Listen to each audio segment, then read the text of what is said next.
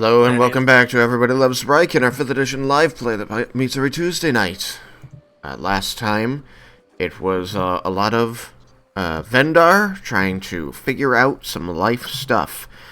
He finally got to meet with his sister after several months apart, since he told her of his involvement in their father's death, and the interim being that she excommunicated him from the family.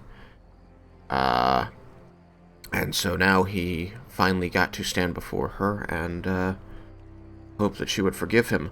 Unfortunately, it did not seem like she was terribly inclined to do that. But she seems to be giving him an out, in that she has demanded that if he manages to prove what he says, that he loves the family and wants to protect the family, that he will help their ailing brother, their ailing older brother, Vicaris. And so, wanting not to let his sister down a second time, Vendar has set off into the night to gather the necessary information to help Vicaris. He met with an old associate, the alchemist who trained him in his poisons. That was Alden Cartwright, the halfling, who couldn't give him much useful information about whatever this concoction that their father used to give Vicaris is, but he was able to tell him who might be able to help him, and that would be his former master, Kyler, who is still alive and currently residing within Everwatch. Vendar quickly grabbed Claramendis, and they set about asking several questions to Ione or her agents to find out how to locate where they might find this Kyler, now known as the Ghost. Pretty much everybody else went to bed. Right. The only exception to that being Cyrus, who did a teleport. So, Cyrus, Yep, you did a teleport indeed. in the night.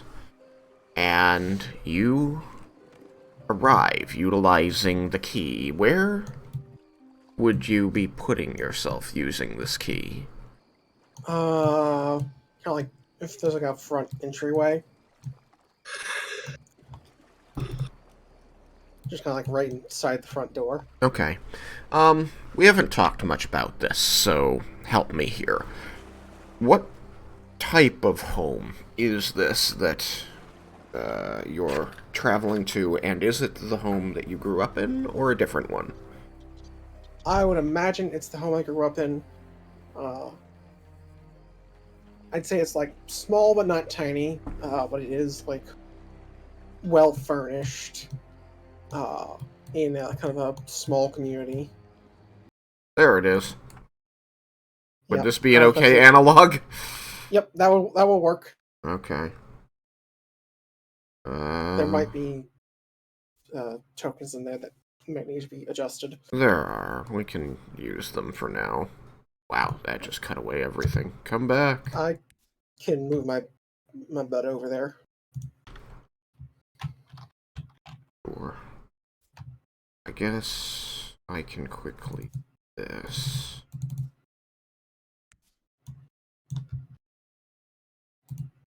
Or if you just drop down Cyrus, I can warp to that too. Yeah, well, I will. But I've fetched Oh, everybody. okay.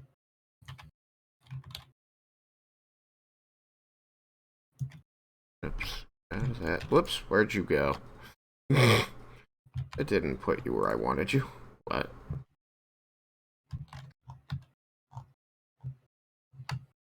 Can I not place tokens this high? You should be able to. Every time I drop you, you disappear. Are you holding you? No. Weird. Uh, I don't show up on the tab menu either. Try placing me like outside. I did. Being Yeah. rude. I can't please you. Well, we'll use the tokens that are there. We're just gonna pretend that the dude with the hammer be you. Fair enough. Uh, Because I don't have the time and patience to deal with that. you'll need to give me control of it so I can see in there. And tools. Oh, I appear to have possibly warped through the map because I can see that my token's on the map somewhere, but it acts like it's like I think really far down. I don't know, but this will work. Alright, I think you should have control of the token now. Yep, I have control of the default. Okay. So just to double check, we'll just bap. Everybody here again. And, again, we haven't really talked about it much, so what does your mother look like? Well, she would be a a halfling, Yep. obviously. Uh, Let me look at my own features so I have an idea of. A little stunted for options here. Let's see here. Description. So, I'd imagine she'd have kind of like a darker hair color, kind of like a black or brunette, maybe, uh, with tan skin. Probably on the short, like not like short for a halfling, but not on the tall end for one either.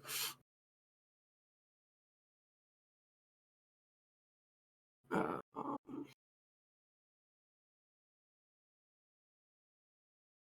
I'd imagine like blue eyes, maybe. Blue eyes? Okay. So the green, as you said, were from your father? Yep. Okay. And like not necessarily thin, but not fat. Okay. So, halfling, shapely. Yep. Okay. Very well. You arrive, and, you hear the shuffling of her, in the house. Some candles are currently lit. I don't believe that teleporting makes much noise unless you would like it to. I don't believe it does. So, assuming that he's not spotted immediately, he's just gonna knock on the front door.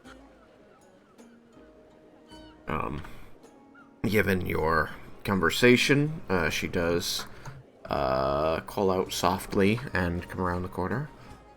Says, Cyrus. Hi. I know it's been a little while since I've been home, but I had an opportunity for once.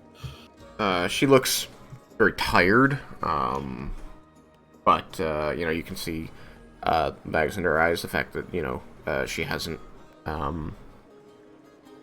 her hair's kind of a mess, so she's just gotten out of the bed. Yep. But she comes up to you and smiles and, pinches your cheek and says, well, no, it's good to see you. How is your job going? It's going well. Sorry to have woken you up in the middle of the night. It's okay. I wasn't asleep. If you want, we could both get some sleep, and we could talk in the morning, perhaps over breakfast. I'd be worried you'd disappear before then. Oh, I should have a few hours at least. She eyes you a bit suspiciously. If you're sure.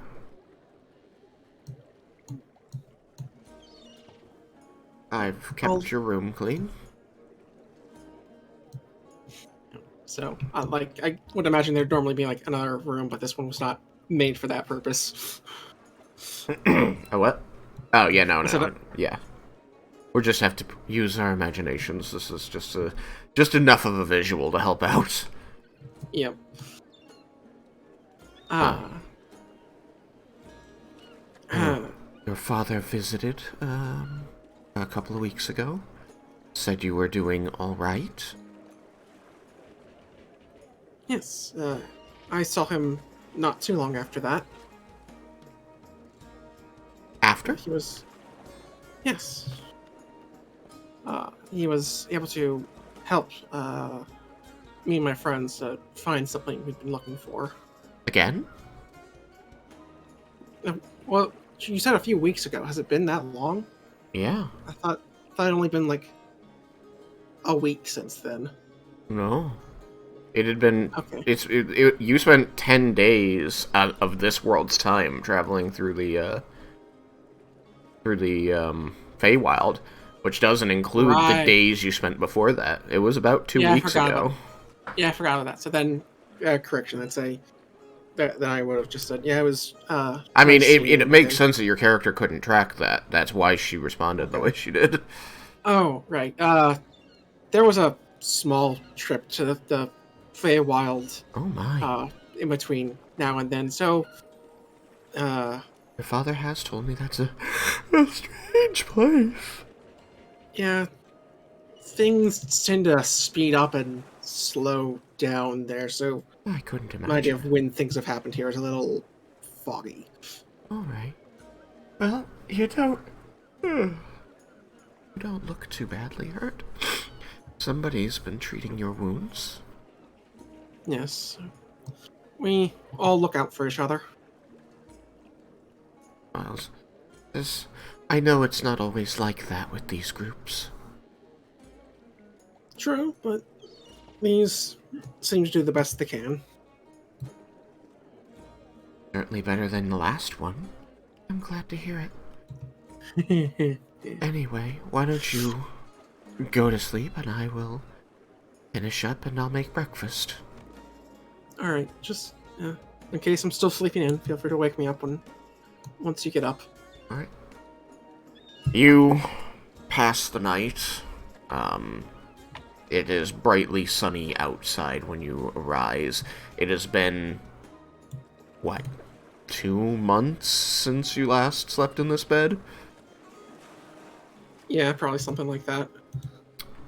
It may not be as comfortable as some of the beds you've slept in along the way. It is more comfortable than many, however. But it is yours, and even the perfect beds of the magnificent mansion can't compare to your own bed. It has Indeed. that familiarity, it remembers the shape of your butt. Just feels right to sleep in.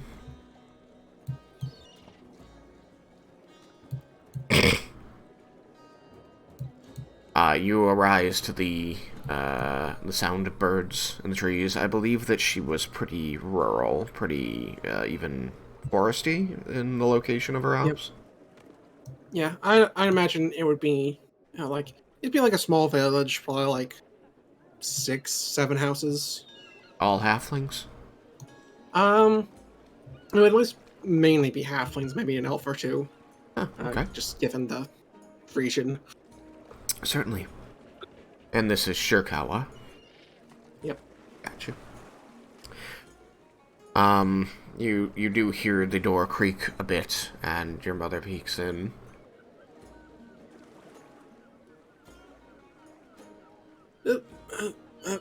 I'm up. I'm up. She smiles and pushes the door open. You said, I had checked a few times, but, that time shift, right? She brings a wooden tray, stacked with foods over and places it across your lap in the bed. He'll kind of sit up and kind of get his back against like wall or headboard so he can eat more effectively. Thank you. Yes, sorry. When you cover a large distance in a short amount of time, it gets dark quickly. Yes, it was quite early in the morning when you wrote to me, sent it to me. Sorry, it had only just turned to evening where I was. I understand. I understand you're doing important work. Like I said, your father was able to fill me in on some of the details. I think he spared me some other details. But I know what your work is like. So, eat up. I imagine it's the best breakfast you've had in a while. If it's from you, absolutely. Flattery will get you everywhere. Uh, Father taught me that. oh boy. Ah. He did By the tell me way. one other thing. Oh? He said you got your wings. Oh, yes. Still trying to get some clothing properly made to fit them at the moment. Just kind of have to patch things up after I use them. Well, after you've eaten, if you want, I can take some measurements, and now you can teleport. I could have some things for you. If you wouldn't mind, I'd love that. You finish your breakfast, and your mother takes some measurements as you lose the shirt and pull out the wings. She comments on how they remind her of your father's. How are you doing on the funds I sent you? I know it's been a little while, but I wasn't sure how long I'd go in between mailings. Your generous gifts keep me very well stocked with anything I could need. It doesn't cost much to live here. And besides, I do have other sources of income. But, why? Did you have more that you wanted me to hold on for you? Onto for you? I certainly have some spare I could give you. I was just wanting to make sure that I hadn't Neglected? forgotten about you in my travels. You're a good boy. No, I'm quite well taken care of, and you're very thoughtful. But if you need to leave some here, then it will be safe with me. I'll hold on to this for now. Need to save some so I can find you a birthday gift while I'm out traveling. You know I don't need anything like that. Got my garden. I mean, you say that every year, but you always do seem thankful for what I bring home. What kind of mother would I be if I wasn't? But honestly, it's not things that make me happy. It's you. And your father, sometimes. With travel being a bit more flexible, I'll try to visit more often. Is there, You've eaten, she got the measurements, you've told her you want to get her a gift. Was there anything else that you wanted to discuss with your mother? Nothing I think of specifically. Just kind of be, like, catching up while keeping the, frightening details out of it. Oh yes, she seems quite well of the jobs that you do and has learned over the years of you doing these things not to ask questions she doesn't want to know the answers to. Yep. So, just kind of catching up, idle chit-chat, seeing how things have been going for her. And making sure to have her trigger the failsafe if she sees anyone from the Blue Hand group.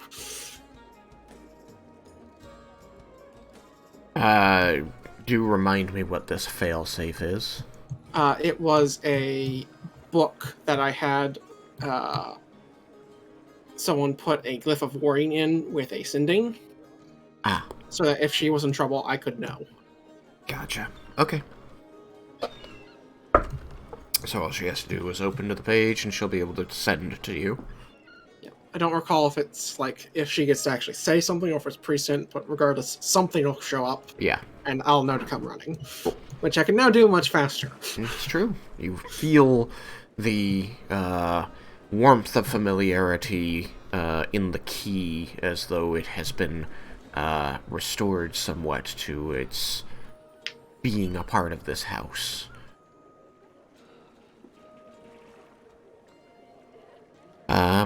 If there is nothing further. Nothing specific I can think of right now. Okay, then you share a pleasant morning with your mother, spending maybe an hour or two, more after waking Pretty up. much, pretty much just until someone, until, when, Until yeah, someone misses you. no, until Sam's character sends for me, whose name I cannot get to come out of my mouth. Laramendus. There it is. Okay, cool. Then I will pull us back to the other board, and you'll show up when you show up. Yep. Show up when Laramendus. If it ends up being like 6 hours or more, then I'll probably come back on my own. But I intend to spend a while here if I can. Okay, so, morning. It becomes morning for you, here in Everwatch.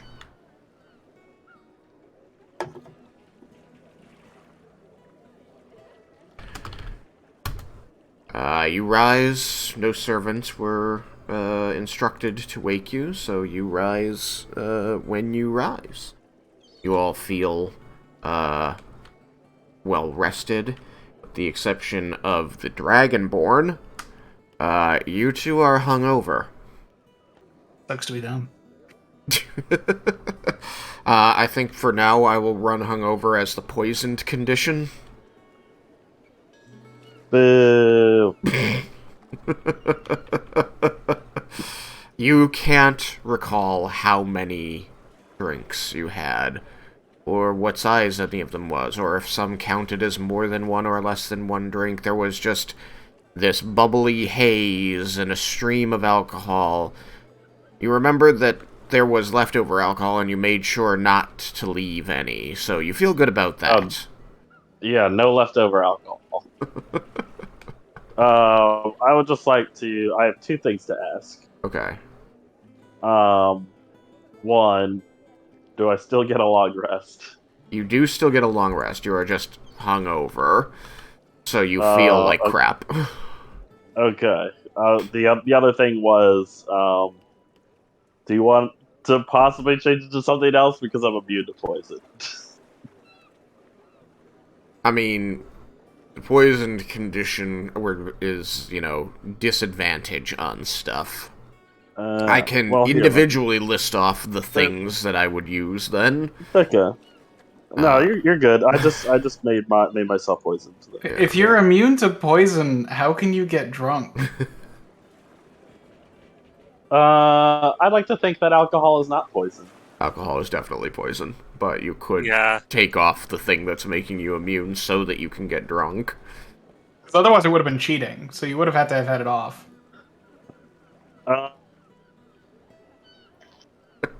But Raiken wouldn't want to take off his belt of Raiken strength that has his name in it. Yeah, but it's cheating. You can't win by cheating. You have this vague memory of Tatsuya pointing at you and saying, "You're not getting drunk at all, brother. You must be cheating," and you gloating about this belt and him convincing you to take it off. Damn it! You forced my hand. A little bit. I already ran that you were drunk. This is just a better explanation for it. It's in your bag. He is hungover. You notice that, as you get this thing out of your bag, that the pouch of that invaluable substance residuum is gone. And you suddenly remember that time in Tuca when coins were stolen from Vendar's pouch as he slept in an inn. Someone stole my residuum! Your bag is on the table next to you, I say without looking up. It is a small bag. Yeah, right. He'll look at me like, someone has stolen most of my residuum. I like to think of it as a reallocation of resources, so that should you decide to leave us again, we are not left without any of it. Tatsuya, rolls into a sitting position and groans and says, "Oh, you're so loud, brother. What time is it?" Their heads were placed as close together as possible, like so they're on adjacent beds, like as close as they can be, because it would be louder You're that just way. rude. Raiken's own voice is hurting himself because he shouts, and so he's just like every time he shouts, he just like cringes in pain. Why am I so loud? Why is my voice so obnoxious? Out of character, what time is it? It is, morning. It's like, somewhere between 6 and 8 in the morning. Okay. So, sun's up. People are out doing stuff. Birds are squawking. Dragonborn are squawking. This is the worst morning ever. Thank God it was the best night ever. Oh, well, at least we agree on that, brother. Especially because I beat. That's not true. I completely won that competition. I won it by like the third drink. You were completely drunk. What are you talking about? I'm talking about you and not being able to keep your feet. Until I was drunk. No, that's not how it went. You started without me, so you cheated from the beginning. No, that wasn't cheating. That was just taking the opportunity. And then I caught up, somehow, and you still ended up on the floor before me. I remember distinctly. You caught up, probably only because Yukikaze helped you. I don't know what Yukikaze was giving me, but it tasted really good. Do you think there's more of it? There has to be. There's no way we drank all of it. You know what they say, hair of the were-rat that bit you. Need to find some of that. Seriously? You two idiots are paladins. I'm going to find it too. Don't drink it all. You had enough to drink last night. You already made an embarrassment of our party. I can't hear you going to find some hair. Embarrassment? Are you kidding me? We made all of us look good by how much we could drink. I had to clean up your mess. There was no mess. I made sure there weren't any leftovers. There was plenty of mess. Well, that just means you didn't let me finish cleaning up my leftovers. You were passed out, idiot. That's what you think.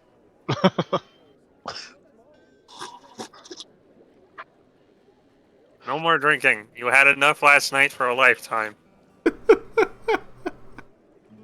For a lifetime? No, I am not going to go dry for the rest of my life. Figure of speech. It's not anymore here. Challenge accepted. I will find it.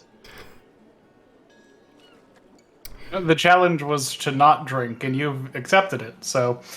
No, the challenge was that he said there wasn't any more here. I think he's lying.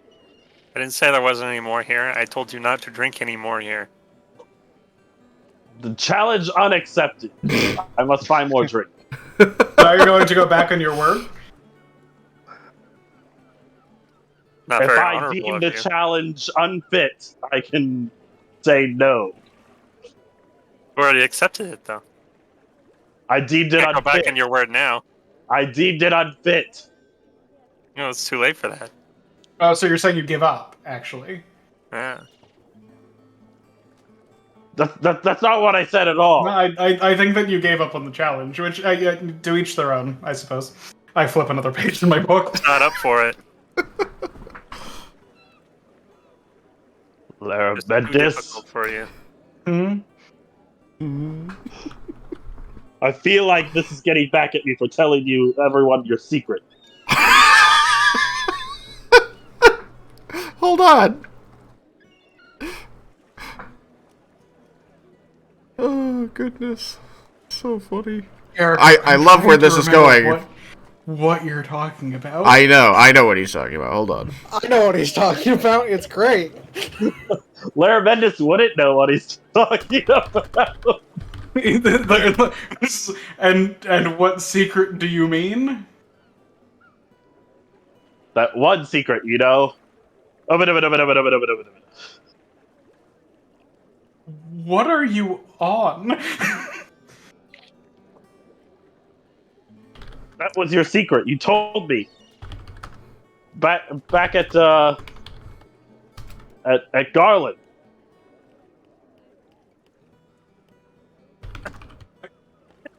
I look at Vendar. What is he talking about? Are you still drunk? Your brain was gone.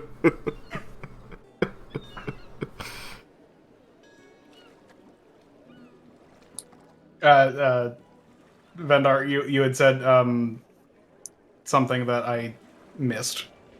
Secret you told him when your brain was gone. Which was nonsense. I see. Well, I hadn't been trying to get back at you for sharing something clearly told in confidence, but I will keep that in mind that you did so. I'm not sure why it was your secret. Wizards work in mysterious ways. I don't know why it was your secret, but I know you resent me for it. Well, my secrets aside, I still hear that either you have given up on a challenge that you had accepted minutes ago, or that is actually what it seemed like. So, if you wish to go and drink, then I cannot stop you. Don't cause trouble for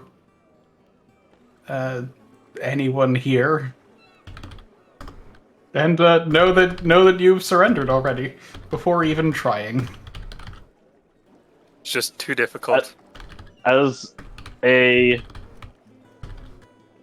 gesture of friendship to Vendar, I will not drink this morning.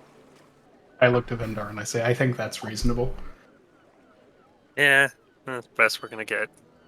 With all the commotion going on, of course I'm awake, right? Mm-hmm. And I would have slipped into my bag, got out the bento box, got like a tea and a little morning treat, and was enjoying listening to this while I was sipping tea and having munching away out of bed. Hold out a thermos. a small, something small because it's morning, just a small snack, and would have tucked it back away. Mm-hmm. Got like an onigiri. Yep, and some tea, and enjoyed the scene. Yeah. All right, continue. While they were arguing, Leah just walked past them and out. I saw that. Mm-hmm. Just wanted to let them have it out here while it was flowing, you know. Yeah, she's going down to get something to eat and find a quiet place to sit. Okay. I will. By the way, I want to ask, how much residuum do I have now? In character, I tell you, you have a fifth of what we had. Out of character, I don't know what that number is, because I don't remember what the base number was, but you have a fifth of it. So everyone, all the spellcasters should record that they have however much residuum is about to be told. Let me do the calculations, since I had the number. 1/5 of what we had is 56,440. 56,440? Yes. That's a lot of revivifies. It's still not enough. Never be enough. You decreased his chance to revivify by 4/5.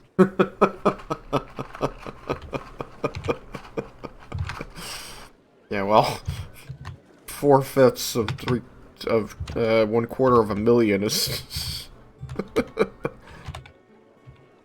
1/5 of 1/4 of 1 million is still a lot.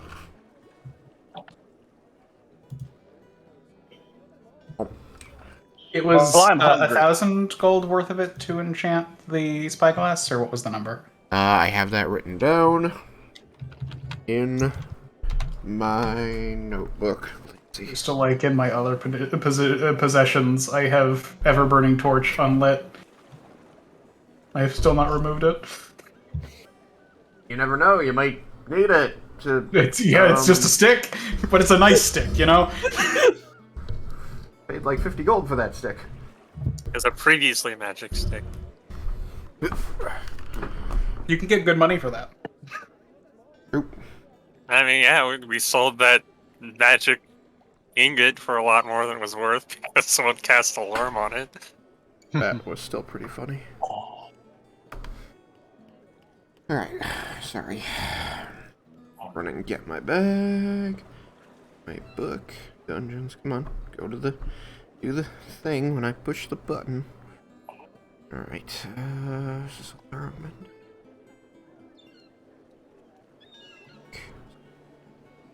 It is 5,000 GP.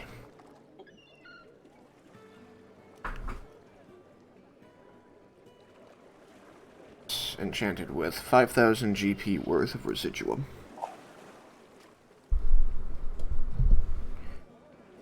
For the benefit of others, that was, I was taking that out of my share, which is why I was asked afterwards.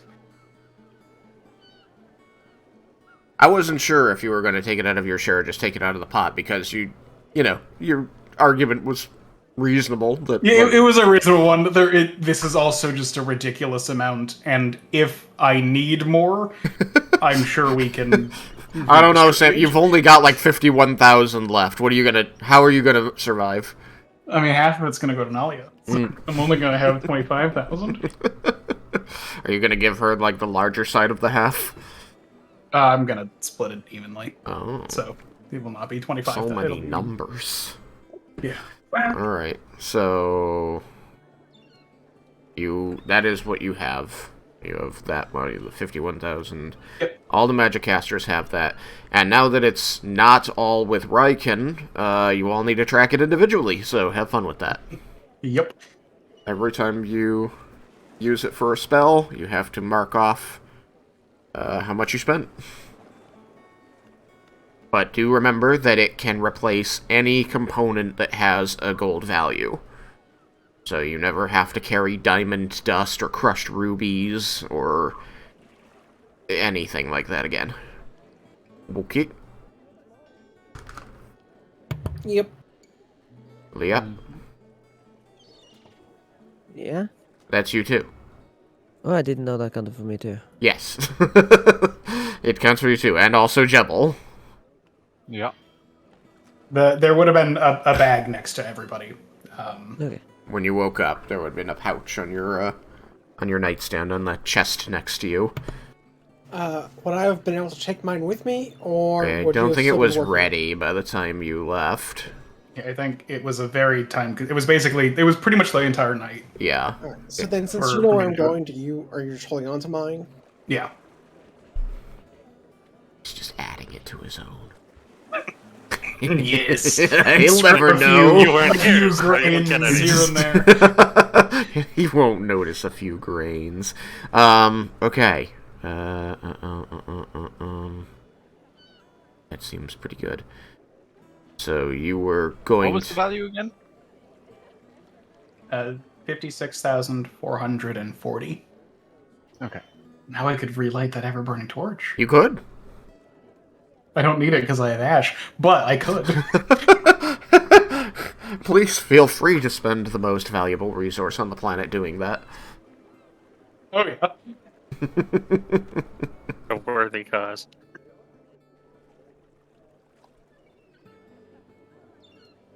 Okay, so, Raiken, you are not going in search of alcohol. No, but he is going in search of delicious breakfast food. Okay. So you leave the room and head downstairs. Leah, you would have headed downstairs a little bit ahead of Tatsuya, rushing down to try and find some hair of the were-rat. What were you doing down there as he is on his way? I would have gotten food and find a quiet place to sit. Probably by the fireplace. Okay. You notice as you come down that the door here is closed. However, there are servants moving about the building. And when you ask for food, which I imagine you would, Yep. but I don't want to fill that in if you wouldn't, they will head in there and bring some to you. I ask specifically for something vegetarian then. Okay. They bring you the plate of fruits and whatever small veggies that they have, but it's primarily fruits. Okay. Then I'll thank them with a courtesy and ask where I'm allowed to go to sit. They do indicate this area across the hall is available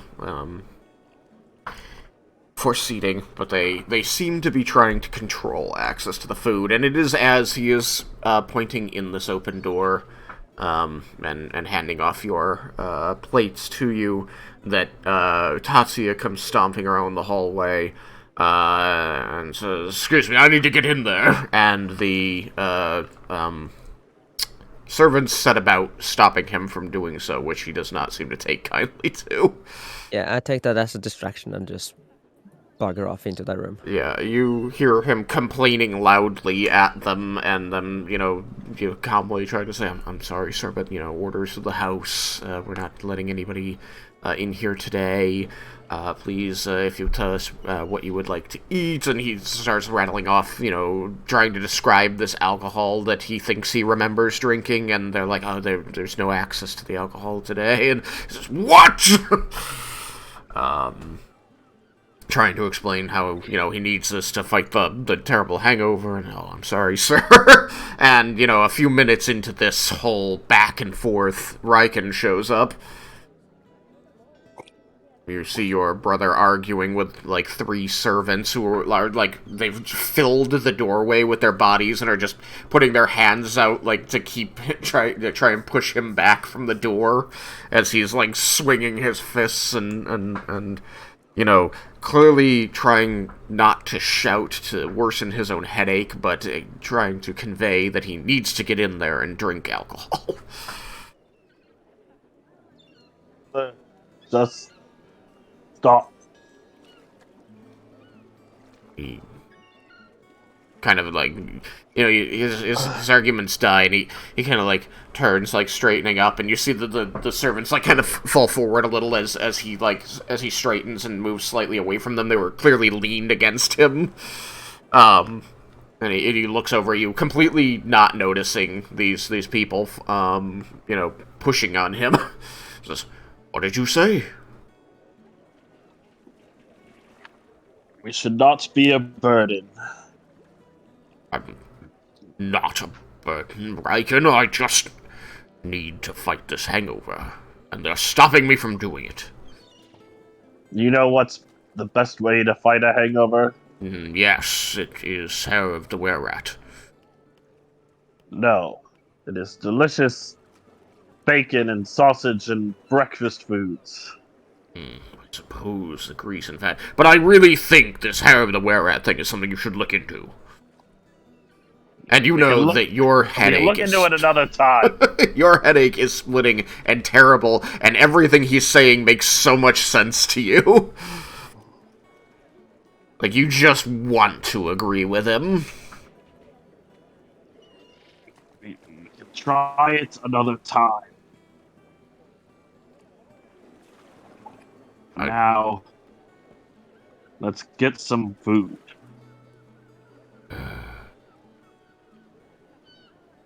I would like you to heap 3 plates of bacon for me. And they finally, like, okay, yeah, we can do that. Like, disappear, closing the door. You actually hear the latch turning. And Tatsuya actually reaches out and pushes on it, and it is locked. After several minutes, they come back with 3 plates, and they try to hand one to him and one to you, and he just, like, sweeps his arm over, grabbing all 3 of them, and stomps across the hallway. Hey, that's mine! Like, comes back to the door and says, I didn't hear you put an order in. I ordered 3. But I gave you the idea! Well, I hope the idea nourishes you, brother. I will take as many plates as he, but add sausage as well. And egg. They nod and close the door. They look very scared. They come back a few minutes later looking more scared. They have 3 plates in their hands, and there's sausage and eggs. But you see, like, 1 strip of bacon. This is all the bacon? He ate all of today's bacon. We put it all on those other plates. Ugh. I'll have to take some of his. Thank you for making these for us. Like, when you're growling, you literally, like, the people, like, back up and, like, shield themselves with their hands. Like, we're sorry. You Raiken thank will, them. Yeah, he'll take the plates, but he'll do a little, like, bow of his head when he thanks them. They look bewildered and scared. And you head into the room as well. Yes. In which, your brother is, like, hunched over his 3 plates, just, like, grabbing fistfuls of the bacon and chomping it down. Leah's, like, sitting quietly in a chair against the wall with, like, a fork and picking at this small plate of fruits. Raiken's going to reach underneath Tatsuya's arm to take some bacon. He, like, pinches his arm against his body, snatching, like, catching you. So you're caught, like, around the elbow, and you can only, like, move your wrist and fingers. They're just wiggling, like, uselessly an inch from the plate. And it's not it's not comfortable because he's in plate armor and you're not. I'll trade you some sausage. Give me some bacon, damn it. You just see his eye drift over to you as he grabs another couple strips of bacon, sticks them in his mouth and begins chewing, open-lipped. Says, fine, but it's 2 for 1. For 1? You know bacon's better. Damn it. You're an extortionist. No, I got there first. I'm fast. I'm the one who gave you the idea. I'm an opportunist.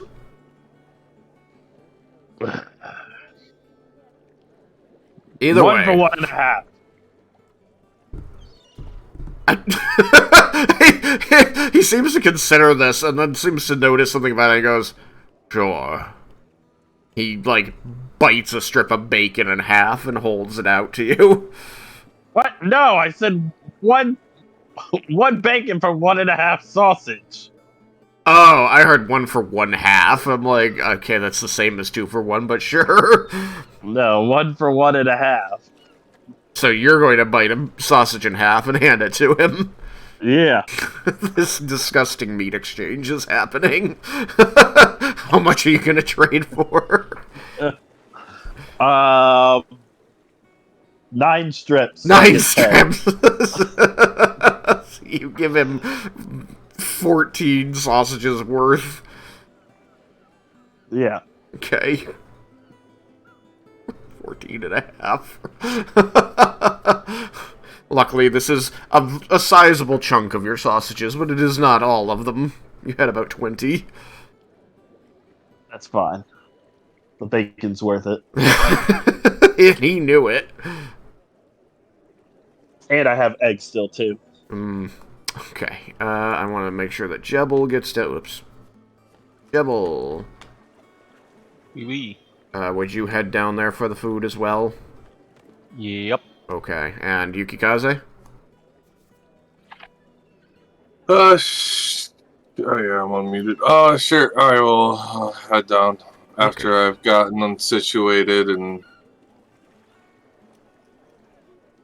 Yeah. we didn't say that we were leaving right away, so I would have held off putting back on the armor immediately. All right. Yeah. People seem to have left stuff up there. They seem to have been said that they were hungry and getting food in various ways of saying that. Okay. So you know that your entertainment would have left the room, so you would finish your tea and head down after them. By the time you and Jebble get down there, it looks like the Dragonborn are taken care of. You can hear them arguing loudly in the side room. There are, again, servants moving between the first and second floors, going in and out of this door over here, as well as the door that they're in. But you can catch them and ask for food, as that seems to be the case. You notice that when they're not here, this door is closed, and you do hear it latching every time it closes when one of them passes through. So I direct that statement at Yukikaze, Jebble, Vendar, and Laramendus. Huh. I wonder. stopped someone and asked for some food. They will provide you with any food you ask for, within reason. Except bacon. They are out of bacon currently. Completely. Stares into the room, okay. fresh out.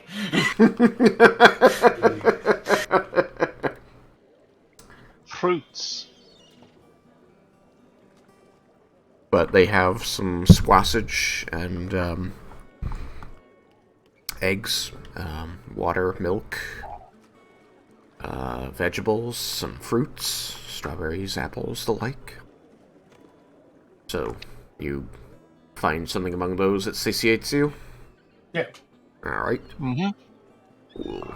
You both do. Vendar, you have any special things you wished to do?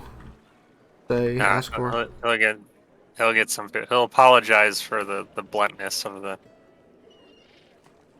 Dragonborn Sorry. and ask just for some food. Just some of a variety of whatever they have left. Cool. Yep, they give you a plate that is pretty evenly balanced. They do seem to still be not entirely sure how they should be treating you. Like, a lot of them kind of, like, start to say, like, sir or master or bow, and then kind of, like, catch themselves. Go, you're welcome. As they are very clearly aware that you are still not actually part of the family they serve. Yeah, it's complicated. Yeah, they don't ask. They know way better than to ask. Yeah.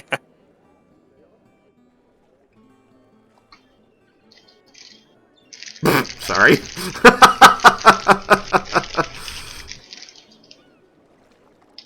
But yes, you're able to seat yourselves in here, and you notice that, Jebble, you notice that all the papers you saw the previous night have been cleared away, and the books organized and things. It doesn't look like it was supposed to be a dining room, but they have put out some linens over the tabletops, so they're protected at least somewhat from foods and things, so it can be used this way currently. But you were the only one who really investigated, so you're the one I'm telling it's a bit different in here. Or rather, you investigate I deeply. informed no one. Okay. No, that's why I'm telling you. You did inform no one, to the best of my knowledge. No, I mean, I informed no one now. Okay. I'm just like, yeah, okay. That's Yeah. fine, whatever. Not my secrets to tell. You all have breakfast.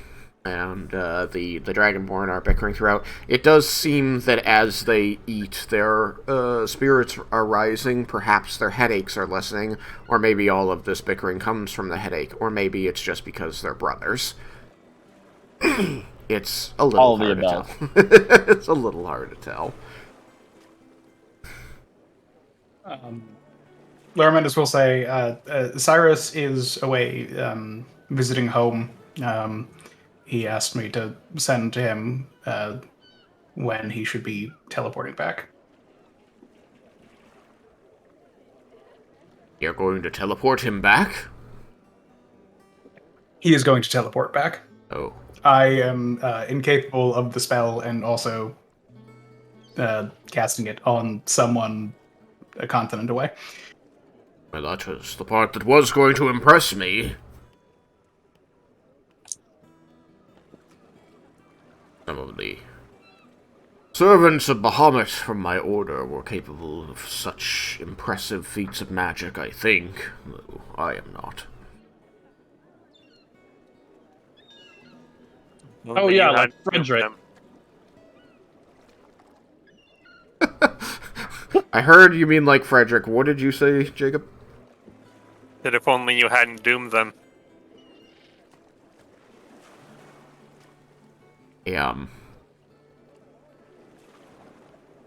You do see that he kind of stiffens a little as you make your remark. As my order is aware of what's at stake if we allow Tiamat to continue to exist and give her orders from hell. I'm not arguing the dragons should die. I agree with that. I just think you went about it the dumbest way possible. Why? You just woke them up and let them go rampaging across the world. You should have had people there ready to fight them as soon as you woke them up. What would that have accomplished? Stopping Tiamat. No, it wouldn't have. And it would have also prevented the deaths of countless people, including your entire nation. Well, that is probably true. It would have resulted in even greater damage. I didn't go about this unintelligently. I did my research, and I spoke to those in power before I made this. And I know that I was not able to tell you all of that when we met, as... oh, what was it? I think I was a snail. If you kill them separately, they just come back. I have to gather them all in one place. That's why I let them go off as I did. Maybe it was a very smart idea anyway. I can only control so many variables. But can you imagine the years of tyranny and death we can prevent if we can accomplish this? Is that really worth all the death that has been a direct cause of it? Well, considering that as long as Tiamat lives in hell, gives her orders from there, and continues achieving the deaths of others, then I would say that's an exponentially growing number, while this is a finite one, so yes. Unless we fail. Unless, but perhaps... We will not fail. It'll be finite if everyone's dead. Well, Yeah, there's a finite number of people in the world, so once everybody is dead... Also, where did you get the information about they all have to be together and killed? The angels of Bahamut who gave me my mission. They explained the nuances of how this needed to be done.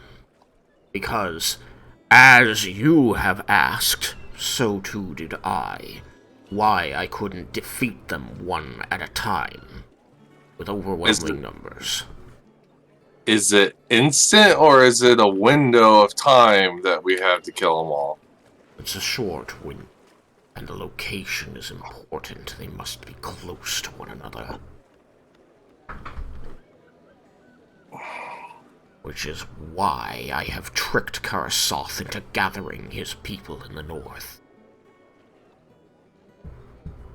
Not so stupid, am I, human? Yeah. Still haven't really changed my mind on that. In any event, thank you for rescuing my brother. We did not do it for you.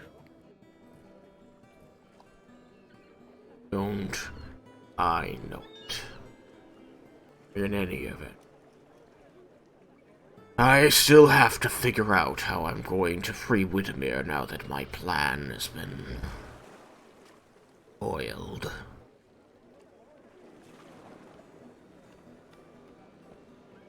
Once I do, on to the final step. All of this will finally be worth it.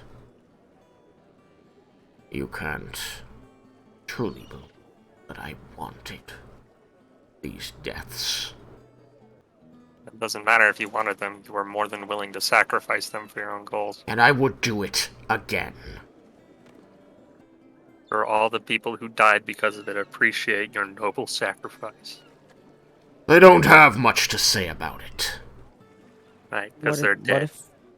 What if one of them were Raiken? Would you still say the same? One of them was my mother, and I still say the same. Yet you went to a different world to get Raiken back. What does that have to do with anything? You're saying. It seems like you care about your brother. Yes? I care about you too. I don't understand what it is you want me to say.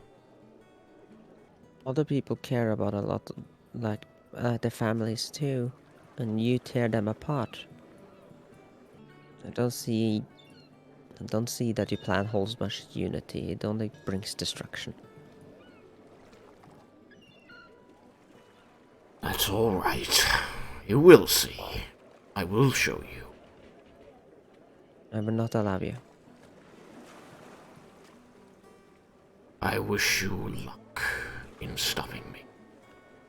I stopped you before, didn't I? Yes. But before, I didn't have the allies I have now.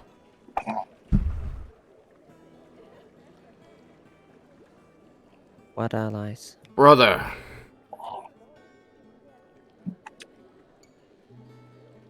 Yes. I have to go and continue my mission. I know that yours carries you in a different direction, but perhaps we will meet at the end. Perhaps. We will avenge our family to Bala. And then I'll give you the beating you so rightly deserve. We'll see, brother. I think we'll have a few other dragons to pay back before we can get to that. And who knows, perhaps by then you'll have changed your mind. Perhaps. I agree in stopping and killing the dragon, but losing our family, our Koja itself. I will That's make sure that it's worth it. It's a heavy toll. I will not frivolously spend their lives. Well then, you have somewhere to be. I do. I just wanted to make sure that I'd gotten to say one last goodbye to you. It was good as always. Good to see you succeeding, brother. Though I don't always say it. But I think that taking up the cloth in the name of Cord was good for you. Raiken will put his his hand up, in the strongman handshake. Right, Wait, Or, we can't just let him go. he's going to grin at you and take your hand, ignoring Leah. He's going to find a way somehow. We need Better to to answer not for his fight. crimes. He'll answer for his crime once it's all said and done. Either We have that to or do he's it going to now. die. I may die in the process anyway, brother. But I'm going to make sure that I accomplish the goal first. It will all have been worth it. Too much has been sacrificed now to fail. I sure hope so. I wish it had played out differently. I had told them that the meeting was north, and I thought Bala would answer immediately. I did not expect that she would. Nothing I can do now. All of you, it has been certainly interesting sharing a portion of this journey. No, I do not allow you to leave. He smiles and crouches down in front of you, bringing his eyes to your height. He says, I don't really know if Raiken is cut out for fatherhood, but I can see that regardless, you will grow into an impressive person. And any way around it, I will be proud to call you us. My hope is that by the end of this, when we've succeeded, seen the good we have done, that you understand why I made the choices I did. But I don't expect that will be the case. And he stands up, kind of like reaching for the top of your head with his hand, as if to try and pat you. I've stepped back sharply. Knew you would. And you just sort of see, like, this shadow, overtake him as he, pulls the helmet out of his bag and sets it back over his head. And ringing from within, you hear words in Celestial. The room around you seems to vibrate, the tables themselves rattling against the dispel walls. magic. There is no spell to dispel.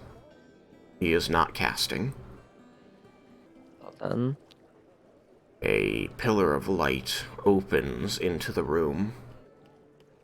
From the ceiling to the floor, beside Raiken, and a figure steps out of it.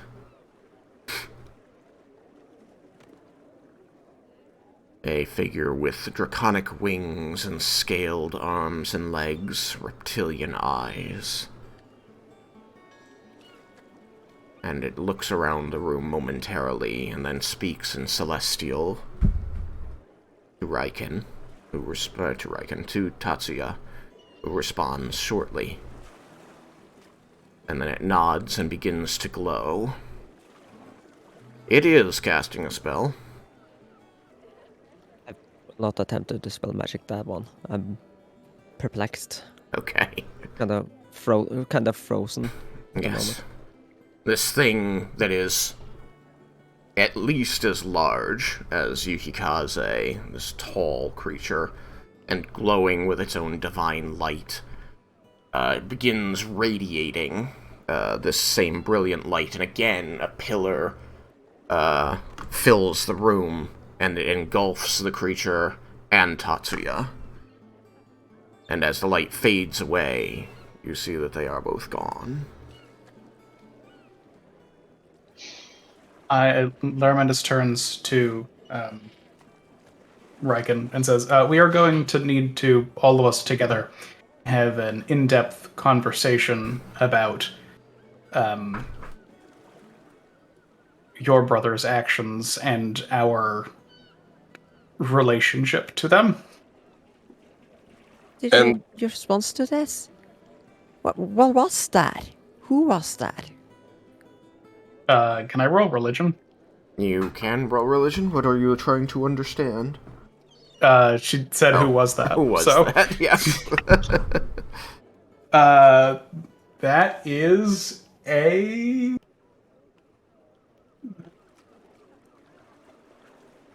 Did you say a number? 31. 31. Yeah, you absolutely know that was a deva for Bahamut. That was one of Bahamut's devas. A What is that? powerful angel. I do not know what was said. I assume it was something about being ready to go and yes, or something along those lines. I Hey, Raiken look can at it. tell you. Raiken can tell you. Do you want me to share what it was?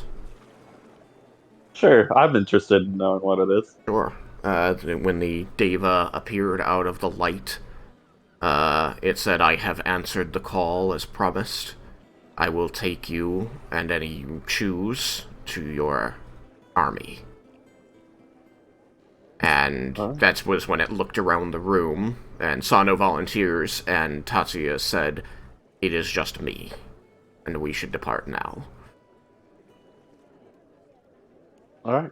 That is what Raiken conveys then to Larmendis. And everybody else.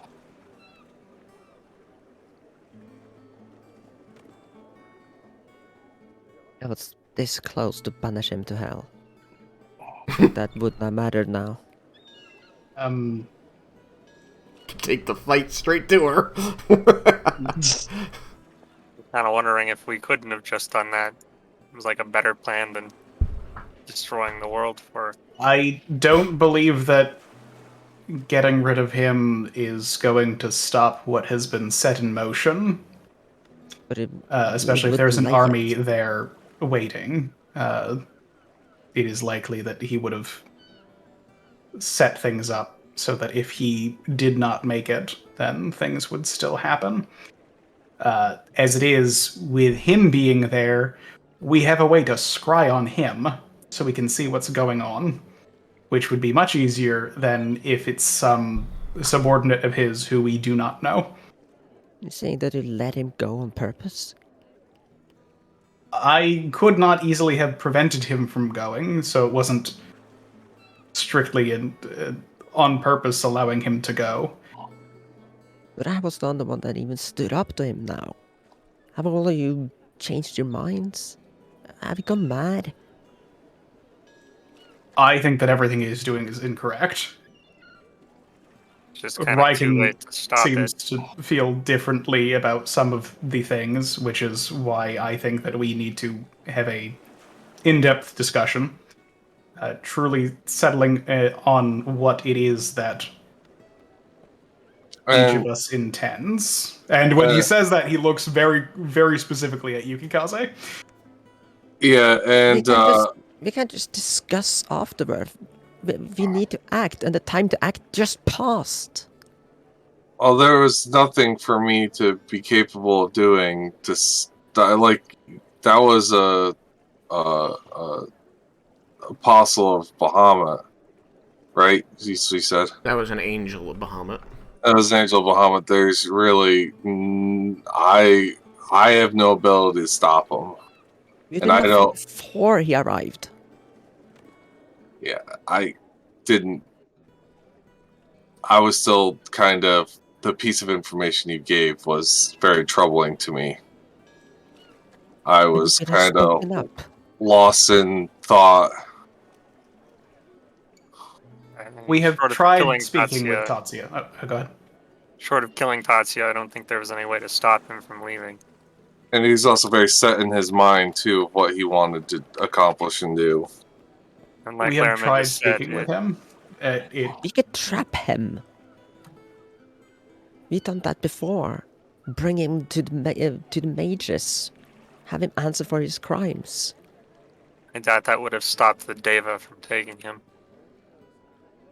Well, at the time, he didn't know he had a whatever you call it. As I Still did said nothing. before, one way or the other, he would have found a way. I can't believe you. I joined this group because I thought you guys could act. Now I'm starting to see the truth. I You do stormed plan on out. acting. I plan on acting by killing the dragon. Too late, you stormed out. Leah ran out the door.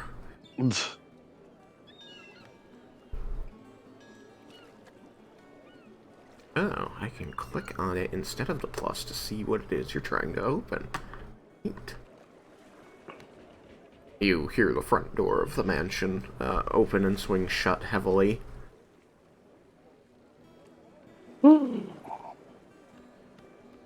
Raiken, can't you just touch yourself and heal your hangover? After eating all that food, I feel pretty good, actually. Still a little pain, a little light sensitivity, but yeah, you feel much better now that you've put all that grease in your system. Remember when Bruno Delicious got completely grease. wasted and you just got rid of it? He was so mad at you. I mean, Raiken just put on his belt of Raiken strength at this point. He'll Yeah. be back to normal. We cannot have So a he will. conversation about the what we need to discuss about the dragons until Leah has come back and Cyrus has also returned. So in the meantime, what are people's intents for here and now?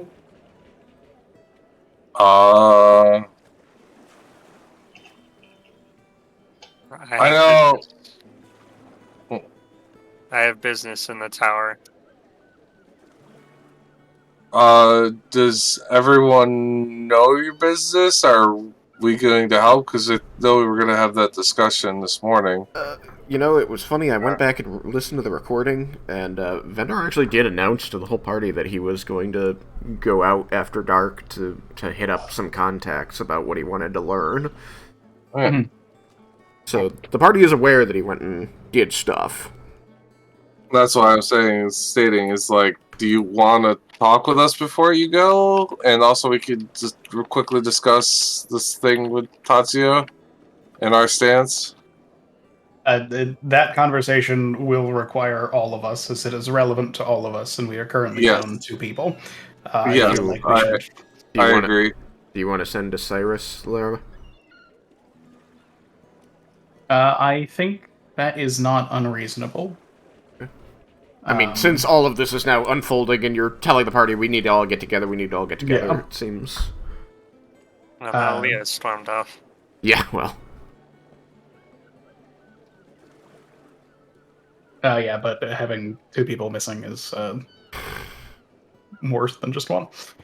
So Laura Mendes will say, I'm going to send to Cyrus that he should come back at his earliest convenience. I will make sure to convey that there is no danger. Okay. But we do need to all talk. While we wait for him, is there anything else that we might be able to, or any way that we might be able to help you expedite your investigation, Vendar? I don't think that we're in a good position to be able to commune again today, since I imagine the temple will be occupied, unless there's another area that we can have the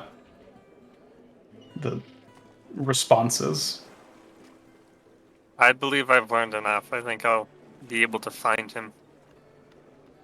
And I think I should probably confront him alone.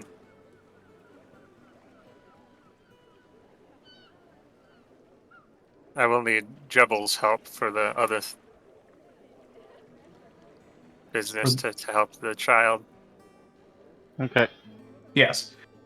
Before anyone else leaves, I do think that it's worth putting a telepathic bond so that we have at least an amount of time that we can still be in touch should anything happen. Although it is unfortunate that it would be missing Cyrus and... It might not be, yeah. because I want to ask Cyrus, when you received this sending, which is, you know, at least 2 hours of breakfasting with your mother later in, would you respond very quickly? It said at your earliest convenience. What is your timeline of responding to that? And did also say that there was no danger, Yeah. but we need to talk. So what was the sending exactly? I can figure out the wording of it exactly if you would like that. But the gist of it is, you should come back here at your earliest convenience. There is no immediate danger, but we all need to talk. Which likely is what the exact phrasing is. Yeah. Then I would head back, at least in the next couple of minutes. Say my goodbyes and say I'll try to stop by again soon, hopefully at a more decent hour this time. Miranda's... Oh, sorry, go ahead. She's just going to smile and nod understandingly. Thank you for coming to visit. She had been double checking how your wings appear, grow, and fold to get any final notes that she wanted on that, and she's gonna wave bye. I'll give her a hug goodbye and then teleport.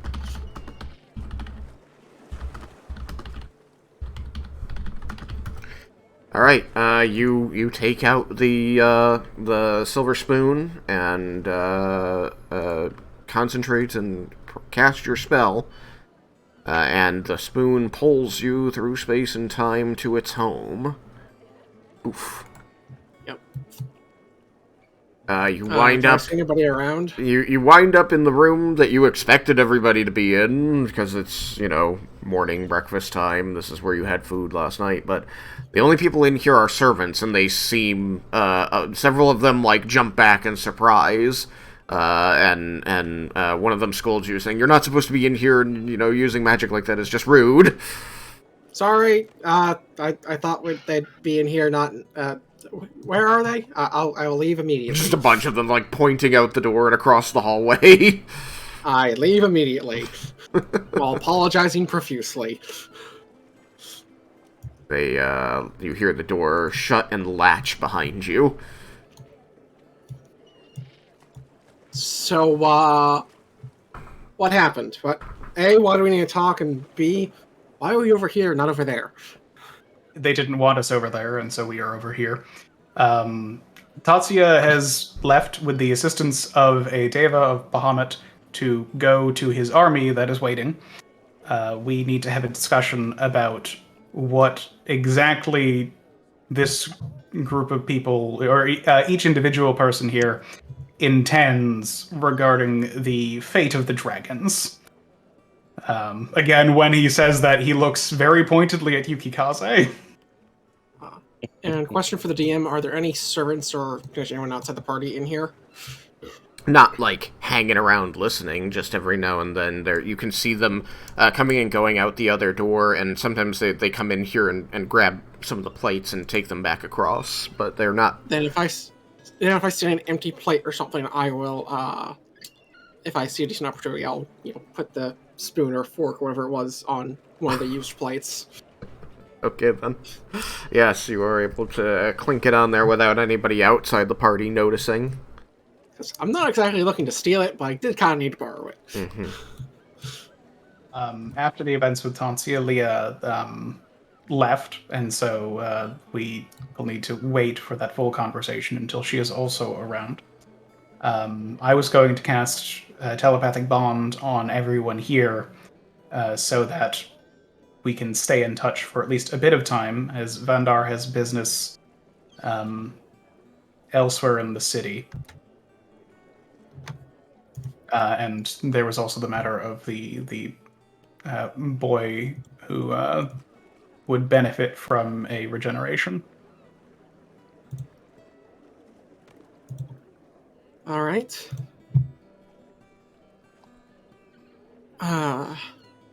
So do I assume we need to try and find Leah first before we can have the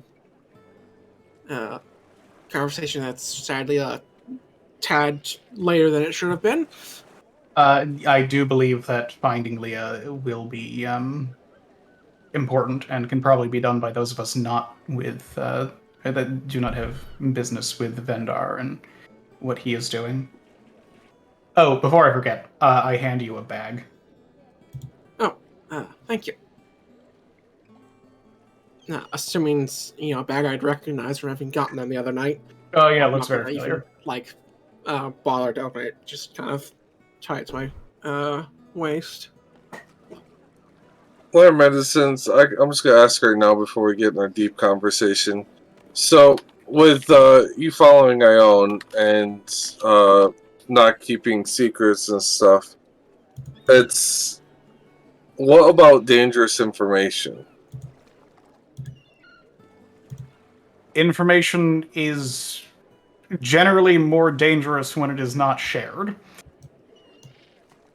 There are, in my opinion, as a wizard, and given what I've seen, some extenuating circumstances. Well, Some things that are not mine personally to share, and so I would want the permission of whoever it is to share before going about and sharing it. But so if I not being as keeping in secret, but want to inform something of you, but ask you not to pass it on without my permission, that would not be considered a secret. Just need my permission first. I mean, out of character, you have done that before. There have been things that you have shared with the party, and you have specifically asked Laramendus not to share. Okay, I thought I did, but sorry. Yeah. Okay. And as far as you are aware, Laramendus has not broken that trust. So what? This conversation will still happen, but I'll do it in the sense of, oh, that's right, we did do that already. Sorry, everything that's going on has slipped my mind. I thank you for reminding me, Laramendus. Okay. Actually, I do want to have a discussion with you at some point about whether certain things that we have discussed should remain secret or would be more beneficial to share. Not secret, just not divulged. That's the same thing. Let's not mince words. But we should have that discussion, as I have some opinions on the matter. Well, I don't want to. You're doing your thing with your god. I just don't want to. I want to respect that.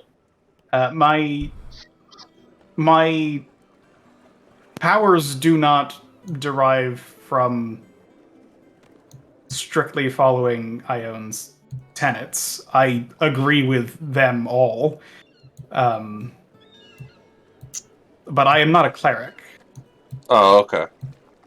Which is why, again, we should have a discussion about some of the things that I personally believe would be better off being shared. But that is a discussion that can be had between us, and we will see how that goes.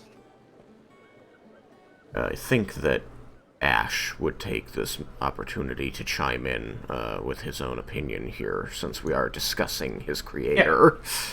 Yeah. And he would say, in a perfect world, the scholar would not keep any secrets, as they are troublesome for Ione's cause.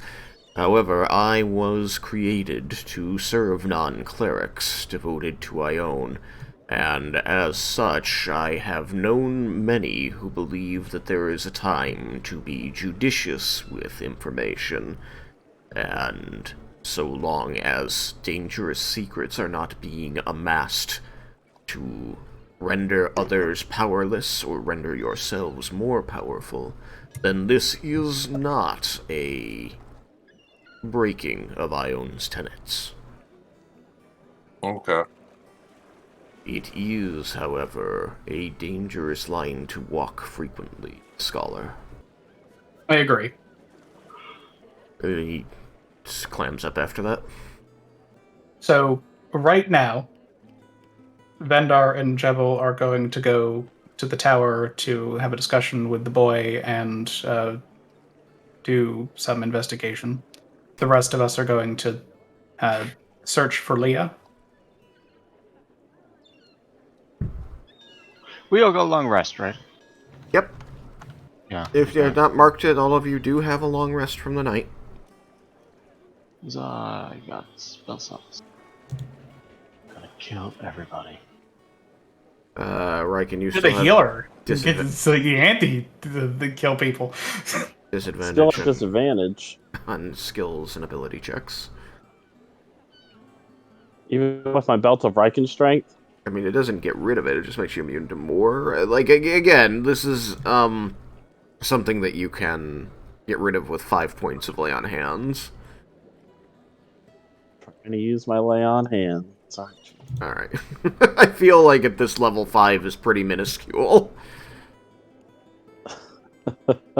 Fine. I'll use my 5 points. Alright, so you see Raiken kind of like drifting back and forth a little and shaking his head, kind of rubbing his temple, and finally just sighs heavily. His hands begin glowing, and he pushes them to himself in some way. Are you gonna grab your breast? What do you do?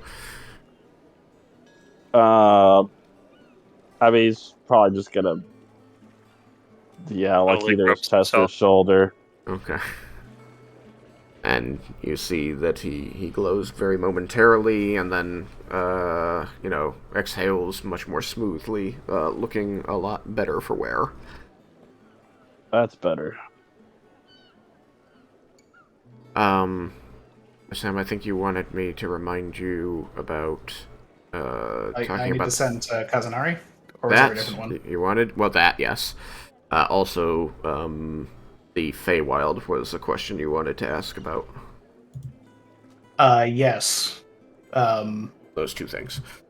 The Larmendus had said that he had wanted to discuss with Raiken about his time in the Feywild. You're about to all run out the door to go off and do different jobs. I don't know. I don't want to tell you what to do as DM. Obviously, it's your story, but I feel like it might be a while before you have a better opportunity. Yeah. I do need to go and give Stella her insulin, though. So I was hoping that the Unfortunate. people would split up. Okay, well, you'll have the telepathic bond, so I guess you can always just discuss it via that on blast. Everyone's gonna know everything. Okay, which then is good. You go do that, and I'll split these guys up then. Cool. And I mean, nobody has said that Laramendus's intention is against what people want to do. I don't know if that's like, do people agree with that plan of those two have their thing in the tower, the rest of us find Leah, so that we all might have a discussion? I have no objections. Acceptable. Cool. So yeah, I'm gonna step away. Okay.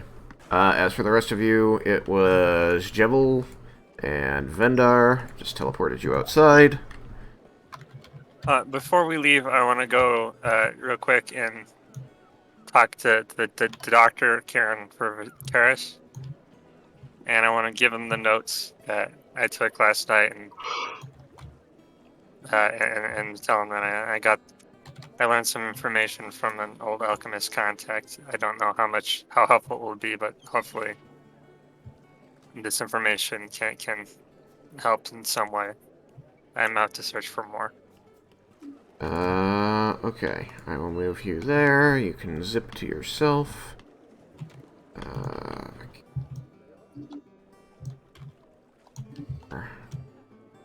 She's back. She's back. Leah. Yes. I just wanted to know very quickly, the kinds of things, the places she might go while the party has been discussing things in her absence and are going to go off and find her. She doesn't know that, obviously, but, she has put herself outside the presence of the party, and is upset, so I just want to know where it is she would go, for now. Should we storm into the city, first of all? Mm-hmm. Go to any shops, just the general behaviors, find some way to distract herself, or find a place to be secluded and just alone with herself. First of all, she just walks aimlessly, just being mad. Yeah. until she cools down enough to notice that she's have no idea where she is. She's just in the city somewhere. Yeah, it's a big hill. It is hard to get lost since you know you were at the top before and now you're not at the top. Yeah, I mean, she will be able to make her way back regardless. Yeah, if yeah. She's like, she hadn't been in this part of town before. Okay. Alright. Cool. So, and then as she realizes she doesn't know where she is she just going to be like, oh shit, I need to get back? Or would she, like, start looking around, like, checking out shops, talking to people, anything like that? Yeah, once she's already there, she'll start to just check out what's there. Okay. Cool. Then... Check the state of the city and the slums and stuff like that, see, like, how things are going. Okay. Try best to help someone if they need it. Yeah. I mean, the city's pretty nice. Like, it still has its dirty alleys and its, you know, it's poor, but there's a lot more, like, close mingling of, like, the three tiers of wealth, the low, the middle, and the high wealth tiers, and for what you mostly see, there seems to be a lot less concentration of low wealth here, and you do notice that there are places that are making available resources to people with less money. So while there are not no homeless, there are a lot of, you know, like, places where they can get meals for, you know, not several coppers. They seem to have quickly gotten a hold of the drawbacks of the war. Like last time we were around here, there was a war, like there was an army on the doorstep. Yeah, there was. You know that this city has the benefit of being able to close its walls and put the river between them and threats, and this has seemed to serve them well. So even when you were inside, they were locked down and distrustful, but, like, the city has always seemed pretty clean and well operated. Definitely in Aspara, the worst time for you was Elazon, the next city down, which is where a lot of people had escaped this city and other cities to go to. They had fled there, and so there were lots of people huddled in the streets with nowhere to go. But this place wasn't like that. Refugees hadn't come here because they had closed their walls and closed gotten rid of the bridge very early on. Yeah, makes sense. So that's kind of the quick rundown of that. Vendar, you head up with your information. Dr. Neeland is... you find that the doors to Vicaris' rooms are unlocked, and the one leading outside is, in fact, open. And Dr. Neeland is out on the balcony speaking with Vicaris as you arrive. And as you go out there, you find that Vicaris is, like, seated in a chair, just sort of taking in the morning sun and watching the goings-on in the plaza below, and wringing his hands somewhat.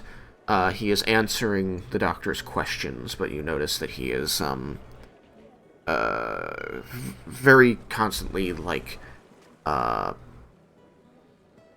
sharply aware of things, like, very distracted seeming and a bit energetic or manic sounding in his answers at times. As you come out the door, Dr. Neeland looks over to you, smiles very flatly and nods his head, and then looks back to Vicaris and says, "Vicaris, your brother is visiting us again. Vendar, how are you this morning?" I am doing well. I learned some information last night that I was hoping to share with you. Oh, well, that's lovely.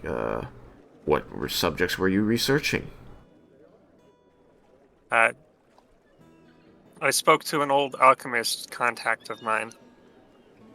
I'm not sure how much it will help. You may have already explored these, but he told me of possible reagents used in the juice that Father was given Vicaris. Juice? Father's juice? Did you find some?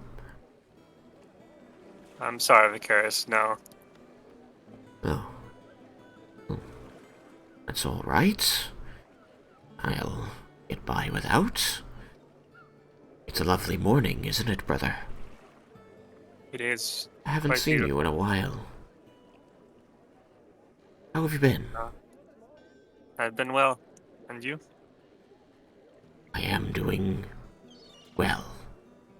Dr. Neelan says that I am doing well. He's helping me, you know. Yes, I'd heard. Dr. Neelan does take the notes from you and looks them over. And he kind of sighs his way down them and says, "Yes, I had considered several of these. Most of them are too dangerous to try on their own, and while I've been mixing a few things, I am not yet ready to try any of those mixtures on your brother. I'm a steady hand at alchemy, and that means that until I'm sure it's safe, I won't give it to him. But if you can find what it was, that would be extremely valuable. I agree that whoever you got this information from knows at least about as much about alchemy as I do, and so I do appreciate having my theories corroborated." You did suggest that it's possible Father was getting the juice from Ebengard. Apparently, he received regular shipments from the Alchemist Guild there. To the best of my knowledge, there hasn't been, at least not an import path maintained by your sister. I think I would have known if we were receiving Ebengardian alchemy supplies. You don't happen to know whom there it would have come from? I could write them. Unfortunately, not at the moment, but I am going to speak with someone now that will hopefully be able to shed some light. Fruit? Yes, if it bears fruit, you should pluck it and eat it, Vendar. There's a moment of silence before Dr. Neelan says, "I believe he's correct. If you trust this source, then you should definitely chase it down. Any information at this point I would be willing to accept."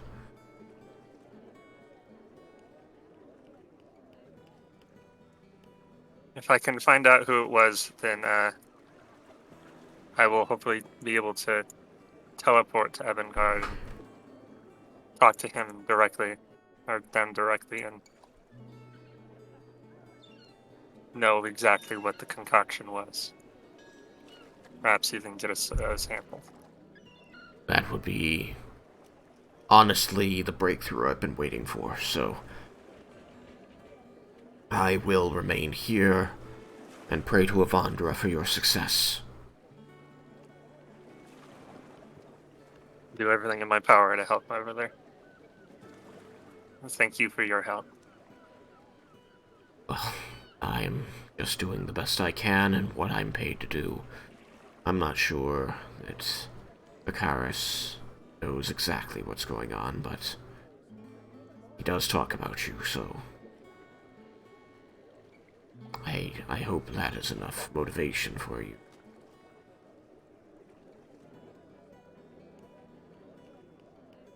That's good to know. Yes. Well, thank you for this news and your visit, Vicaris. Your brother's leaving. And Vicaris starts rocking rapidly for a moment. Says, "Yes, he's very busy still. Any important jobs? Do let me know if there are any important jobs that I should do, Vendar." Of course. I'll see you soon. He seems to be focusing very diligently on his shoes. "Thank you. I'll take care of him." Thank you very much for that.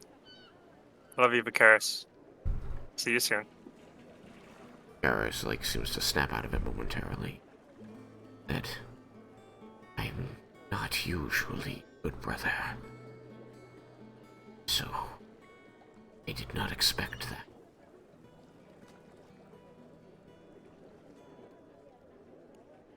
I've not been the great brother either. But we need to be here for each other. And I plan to always be here for you when I can.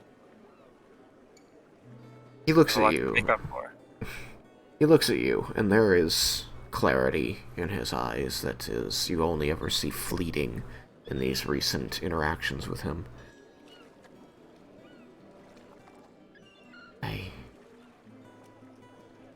I want to be useful again.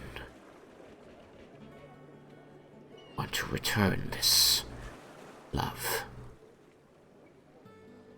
Fear me. I don't want to frighten them. Go, brother, you have an important job to do, and he returns to rocking the chair, its wooden joints creaking against one another. Maybe soon I will have an important job again, too. I'm sure you will. I'll be back later.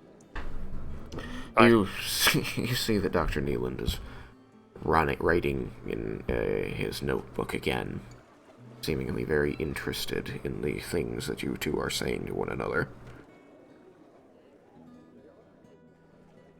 But they have nothing further to say. You may leave. Okay. Sorry to keep interrupting your escape.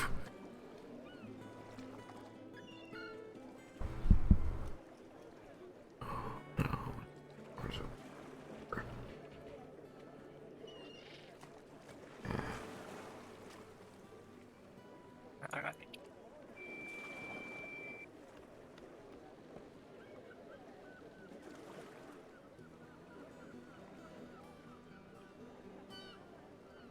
Victor, right. Victor Neeland. Okay, so. Outside. We'll go with the Jebble Vendar thing first, I guess. That way we can get everybody together with Leah afterward. Oh, it does open. Haha. That seems reasonable. If people were splitting up, Larametis would have said that he thinks that he should stay here in case Leah shows up, since he can send to everyone to let people know after the telepathic bond has gone. So that would be his intent. Okay. You do have the telepathic bond, and you can all communicate with one another at this point, so feel free to communicate with whomever you like, with the exception of Leah.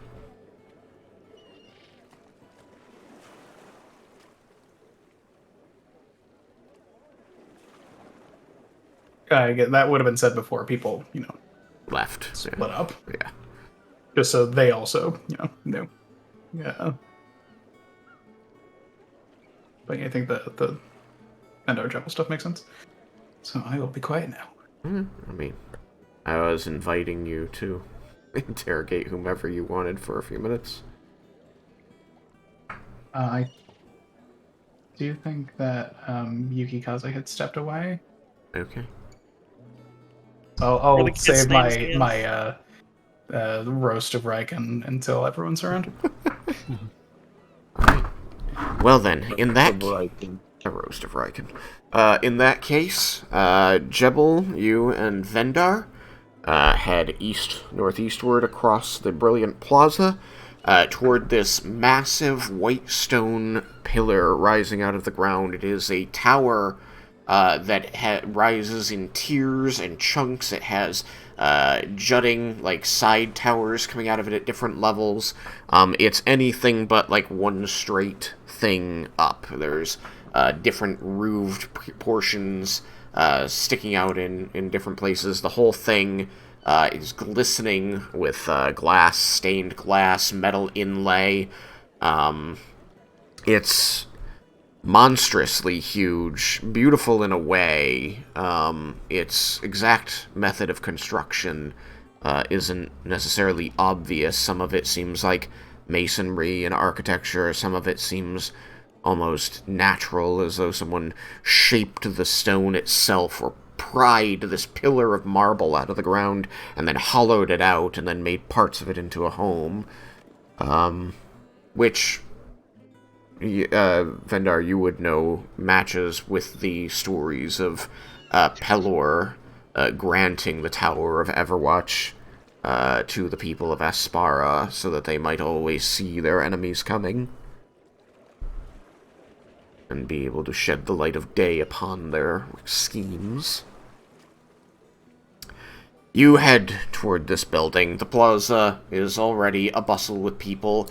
You see a procession of clerics of Pelor, clothed in white and gold,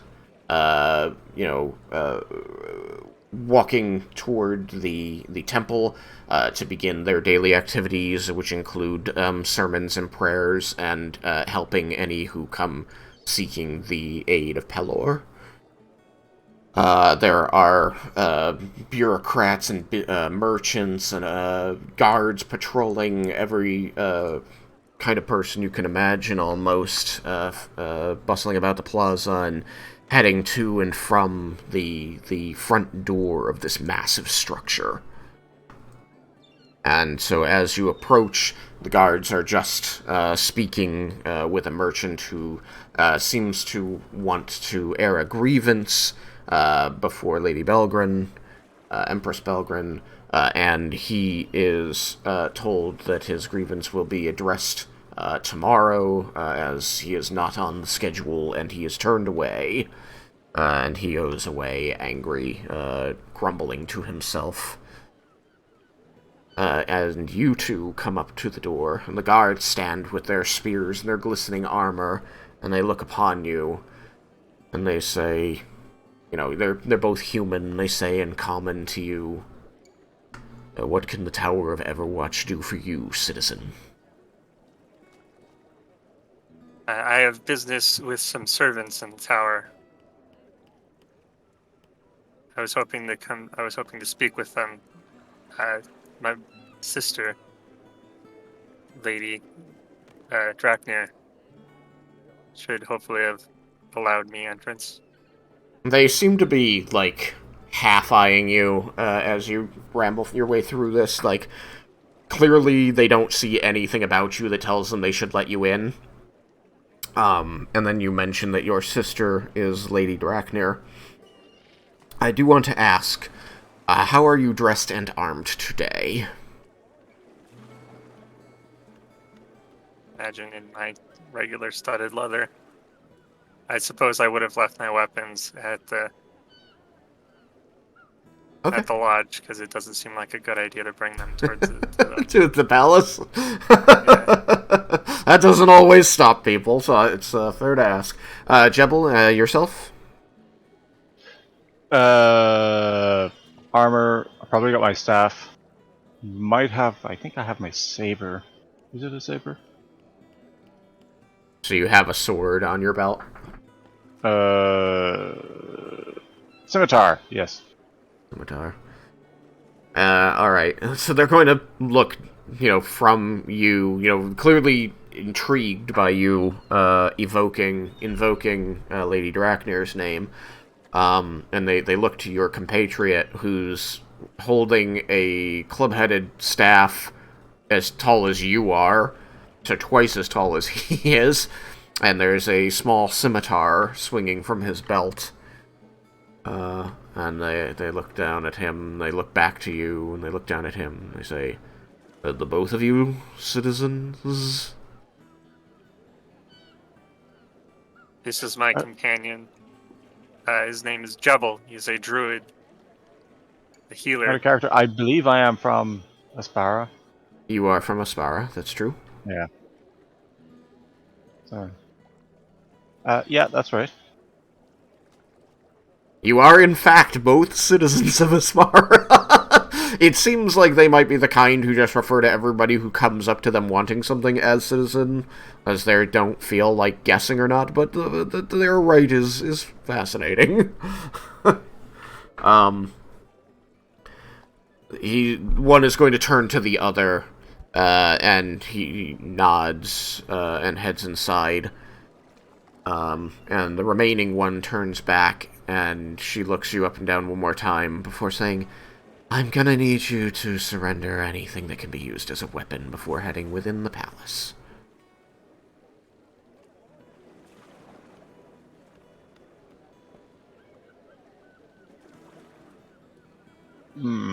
Okay. We should have told you to leave those at the lodge. These were my going out pants. They come with a sword.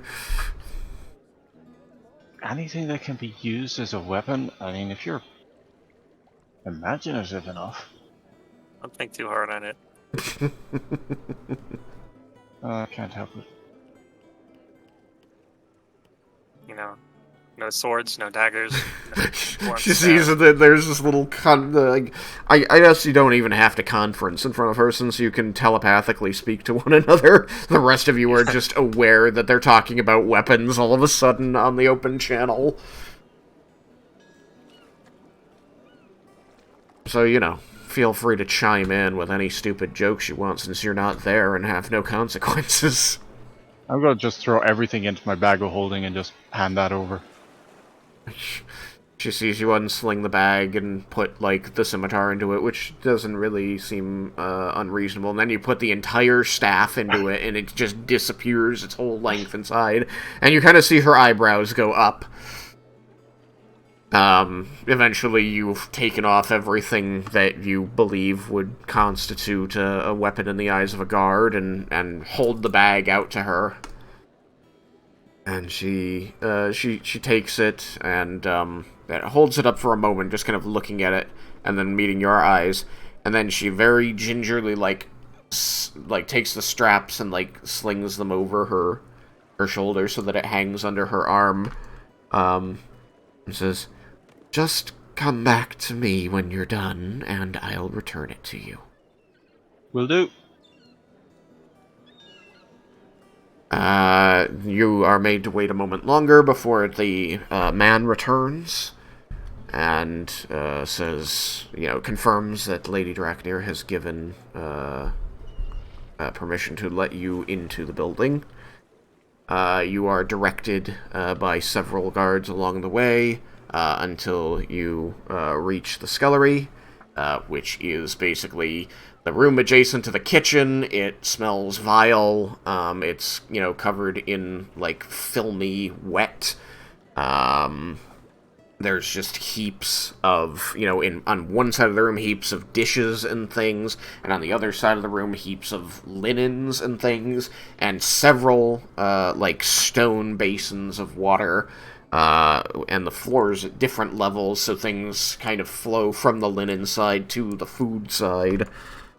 And there are several people, probably about a dozen people in here, all wearing, a light cloth, but with the emblem of the city somewhere upon their person, which appears to be this gray circular badge that has an impression that looks like the tower itself on it. Just this uneven spire rising up the middle of the circle. You do recognize the children. As you enter. They are a few months older, so the boy is significantly larger than he was when last you saw him, given that he was about 9. But they are both working. He is scrubbing linens and running them, over a wash press, a washboard, and she... Did Jebble see him? Or he was before Jebble joined, was he? He was before Jebble joined, so I guess the recognition I will direct at Vendar. Vendar recognizes them. But Jebble's smart enough to realize that a one-legged, 10-year-old is probably the one-legged 10-year-old. That you're looking for? Yeah. Yeah. How many of them are hopping around the place?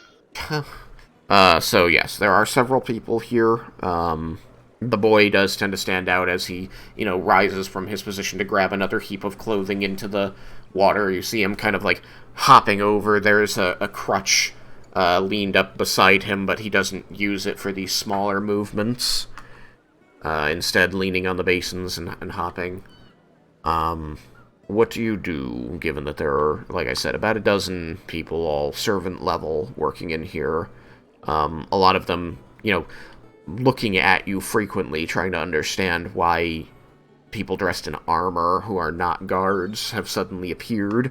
It's a mix of men and women. All of them are intrigued by your presence, though, but trying to focus on their work.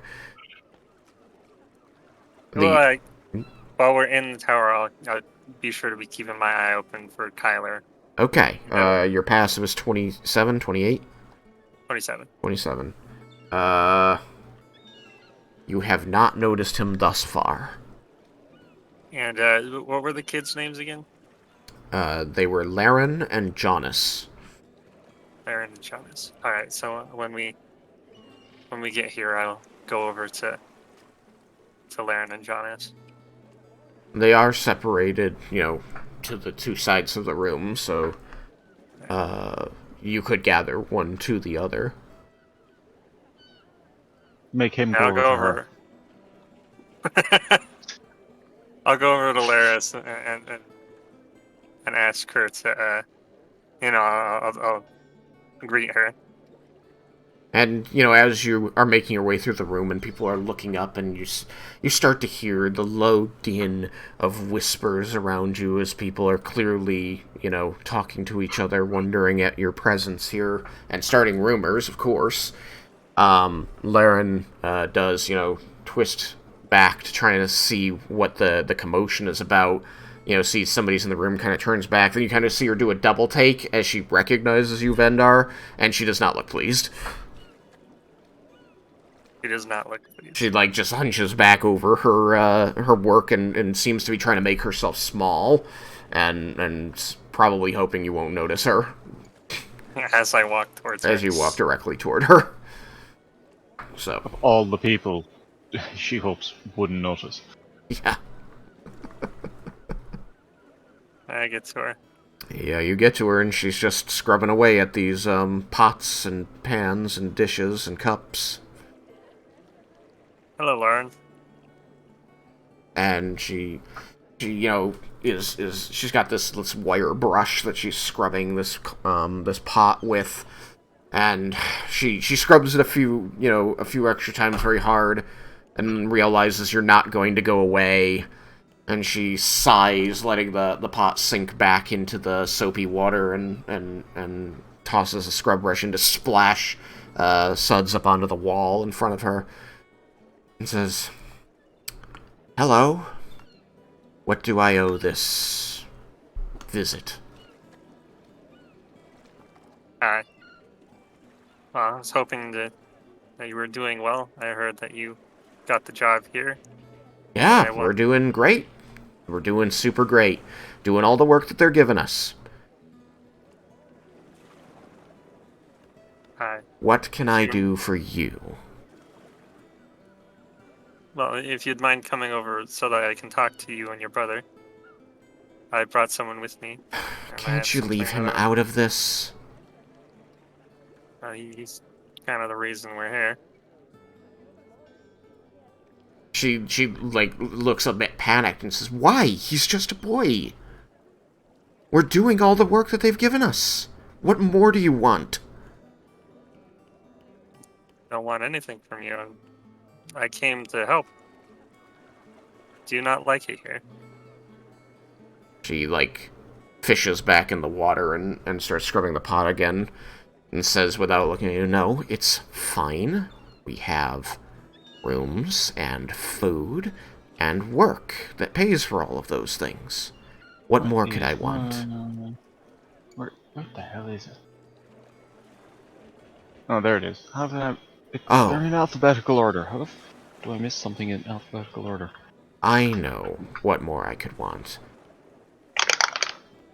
I could That want was to a be 21 in insight. 21 in insight. All right, you are insightful. What are you inciting her? Yeah, when she's her just whole thing Her going on deal, about how her thing. yeah. And she's So like, are oh, you? yeah, I'm happy here. Yeah, I see. I see. totally. With Yeah, your it's 21 in great. with your 21 in insight, you can tell by the way she's talking that this is a person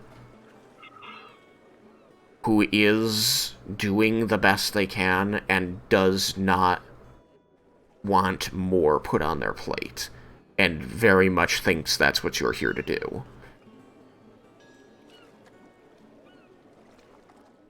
That they were going to make her life harder, and that if you would just go away, things would be better. That's the sense you get. That she is trying to put you off, that she doesn't want to deal with you. And I pipe in. I'm like, and how's And I look towards. I don't know his name. Oh, you don't know his name. I look between the two of them, like Vendar, and I'm gesturing towards him. And how's Honest. Jonas? Jonas. How's he doing? He's great. Who are you? She says, again, letting the pot sink into the suds and, like, turning around, like, wiping soapy water onto her frock. My name's Jebble. We haven't met before. No, we haven't. Do I owe you too? You don't owe either of us anything. I came here because I owe you. I promise. She looks made a promise to completely your brother. bewildered. You made a promise to your brother, and I have come to fulfill it. What promise? He looks incredibly suspicious and skeptical. If I'd only been a bit faster, then your brother never would have lost his leg. My friend Jebble here is a druid. Powerful healer, capable of restoring your brother's leg. I brought him here to do so. And you're going to do that because you promised you would? Yes, I promised I would help your brother, and this is me And fulfilling it. you promised that for free? It's not overly difficult. She looks very surprisedly down at you and says, that is powerful, expensive magic that only the rich here can afford in the temple. We are a very magically inclined group. Right? I believe that. Why would you give that to me? Or Because a I better want to help. question. Why should I believe that you would give that to me for free when you could instead put me in debt to you? How much are they charging for it? We have no need for your debt. We have plenty of money and plenty of experience. I'm sorry you don't seem happy here. I sent you here in hopes to help you. It's not even an expensive spell. It just says hundreds of gold pieces. Hundreds more than anyone like me could hope to make.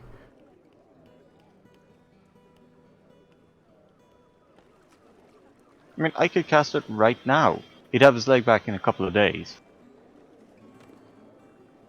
I've been told how it works. But I also know how this place works. They get you when you're down, in need, hurt, and they fix you up, and then they expect you to work off your debt. That's how the whole world works. I don't really fault them for it, but I don't have the time for it. I don't have the money for it. I'm not from here. Okay. Are you from like, some other world where they don't exchange goods and services? We're still telepathically bonded, are we? Yes, you are. So I'm telepathing to Vendar saying, like, distract her. I do want to just momentarily be clear. You are telepathing to the entire party. Yeah. So I just distract, and I'm like, what is going on? Who am I distracting? There's panic in Laramentis' thought. Shite, that's bad. Stealthily cast Regenerate. I was trying to stealth away from her. That's a 7. you Because you didn't wait for him to distract her. Vendar, he tells you telepathically to distract her. What would you attempt to do? Would you attempt to do what he says? We'll continue talking to her. Okay. I apologize that you feel that way, Laren. You begin place talking is to rough. her, and you're quickly interrupted by a crash and sloshing of water, and a bunch of people shouting as they jump up and complain about wet clothing and, you know, what are you doing, gnome? Ugh.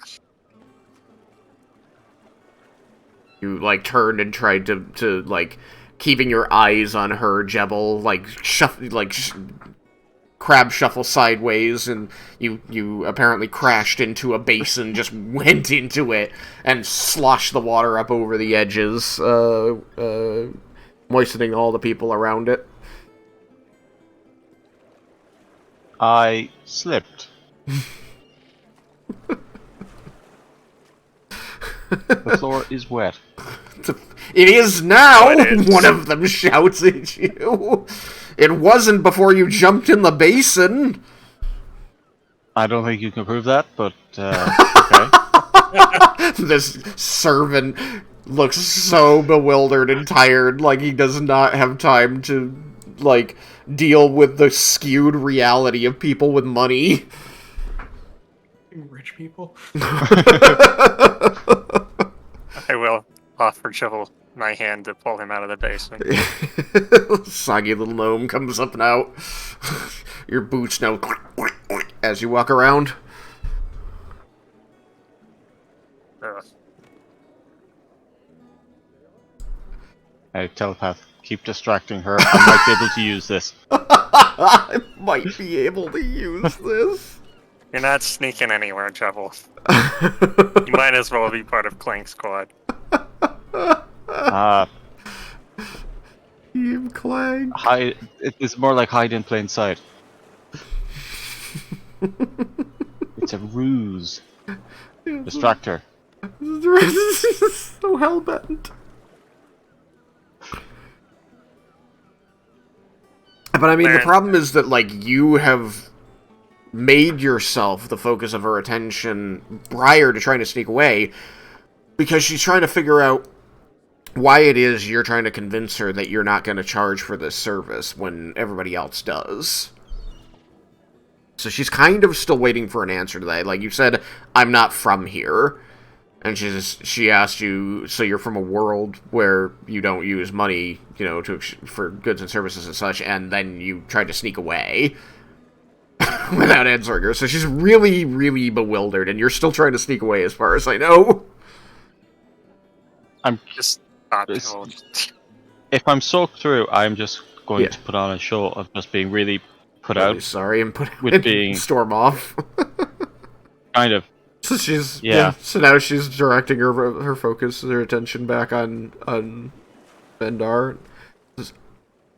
Are all But I'm rich people insane? conveniently storming off in the direction of Her brother. Here, yes. Jonas. Yes. Well. So Jonas is there, clearly watching the show, sees you coming toward him. I'm cursing, and then suddenly I start cursing in a foreign language. Uh-huh. And as I think it's a touch spell, is it? Uh-huh. Yeah, and as I pass him, I just You see that as you get closer, he grabs the crutch and, like, holds it out, like, such that it contacts your chest, and he uses it to keep you away from him. What are you doing? I'm going over here. I'm soaked. Why are you messing with my sister?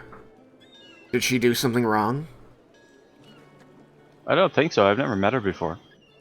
Then what do you want? I think you've met. I don't know. You'd have to ask Vendar. Vendar? The guy who saved us? Yeah. I'm a friend of his now. I'm Jebble, and I reach my hand out to shake his hand. And he just sort of like pushes harder on the crutch. He very much doesn't seem to trust what's going on. He says, "So you're here to collect our debt?" I don't know about any debt.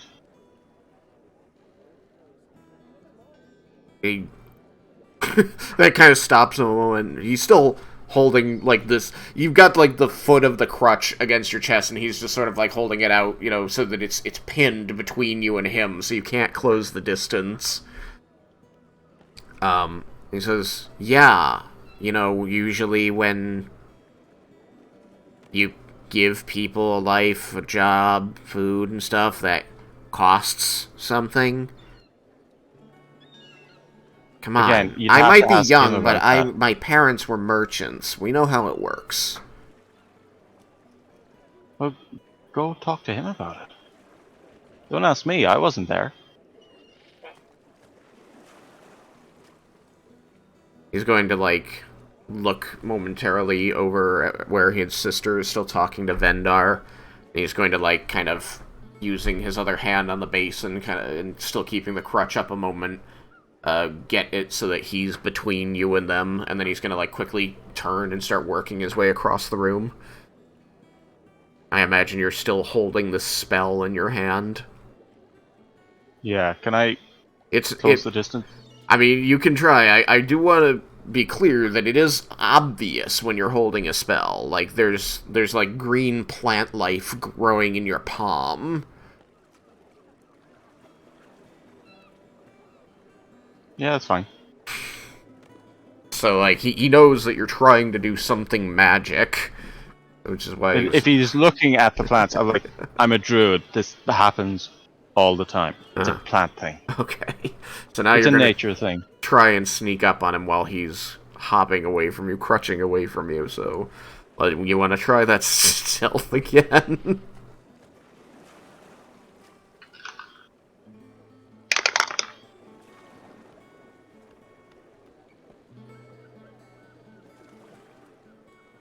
Christ, I need to improve my stealth. That was a 9. A 9, okay. Well, I mean, lots of other people see you. He got an 8. So, somebody's gonna say, "Hey, watch the magic!" And he's gonna, turn around right as you finally, catch up to him and bop him with your plant hand.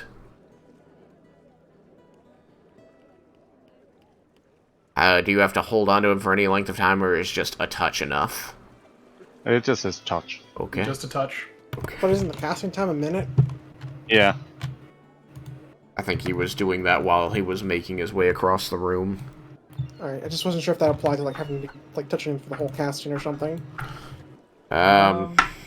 It doesn't specify for this spell. Usually we have, the incantation period, and then you do the thing that activates it. So... There are other spells that have longer time, with Simulacrum, it specifies that you need to have access to the thing for 24 hours or something. Yeah, and it identifies says you have to hold on to it for the whole duration of the spell.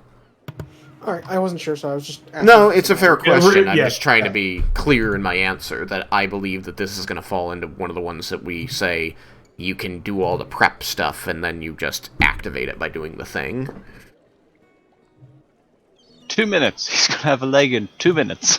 Wow. So you hit him with your plant hand, and the green glow transfers into his body, and he flows over him, and then down into his stump. He says, "Ah, get off me! What did you do?"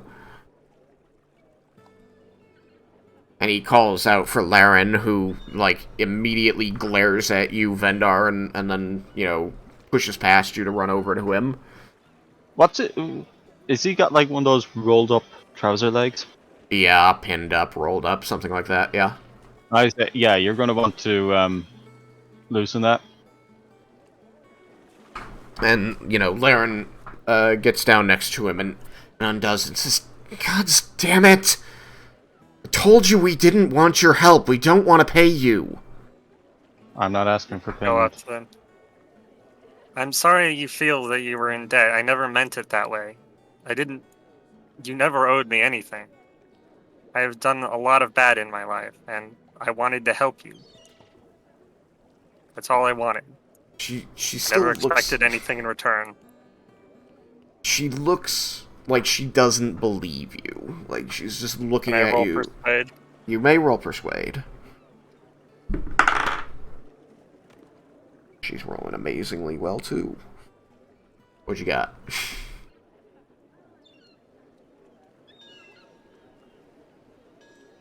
It's a 26. Pretty good. Yeah, it's pretty good. She's Expertise. Okay. shaking her head, and she says, everything has a price. That's the merchant's code. What are you doing? Oh, I'm not a merchant. You Didn't certainly do this- wouldn't be. Didn't do this with the expectation of being paid. I did it because you were vulnerable. You had just lost your parents. You needed help, and I wanted to help. I was just trying to be a good person. Well, she, is grasping for words. You can see her eyes darting back and forth as she's trying to... She's wrestling with something. She says, thank you? She says, angrily, as she can't really figure out what it is she wants to feel or say.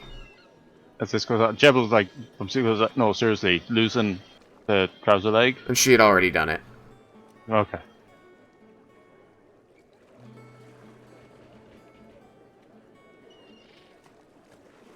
And, obviously the spell is taking place. The kid looks uncomfortable as his leg is reforming as you speak.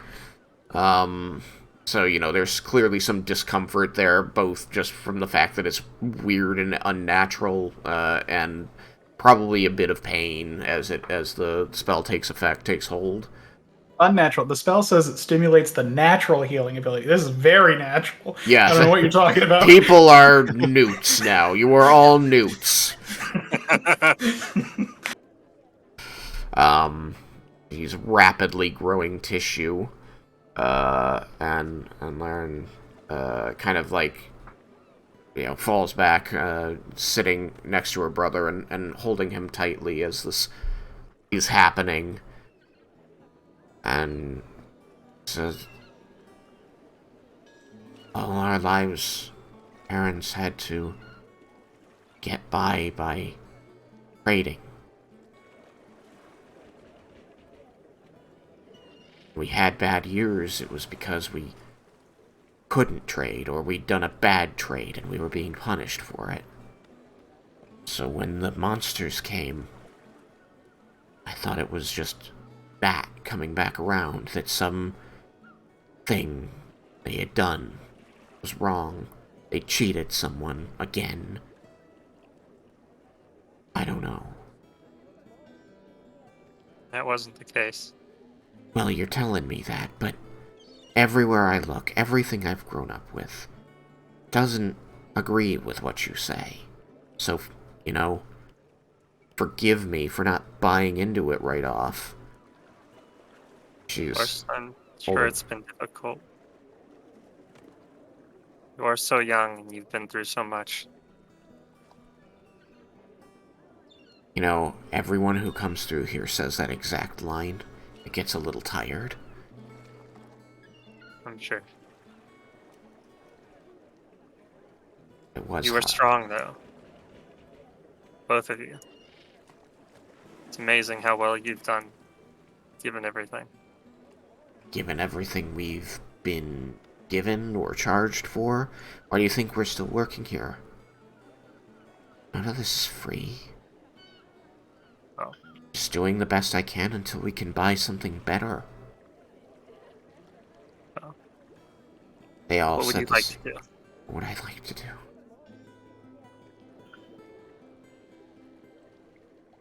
Never really thought about what I want to do. There was what my parents told me needed to be done. Watch Jonas. Walk with the wagons. Feed the horses. Make sure that the trade ledgers are not smudged by the rain. And then there was what I had to do. Get Jonas back from the monsters. Survive. Those adventurers, they came and got us, brought us here. They said it was because of Vendar Draknir and the Order of the Sacred Flame, those great guys. Never charged us for saving us. I just figured that you'd eventually come to collect.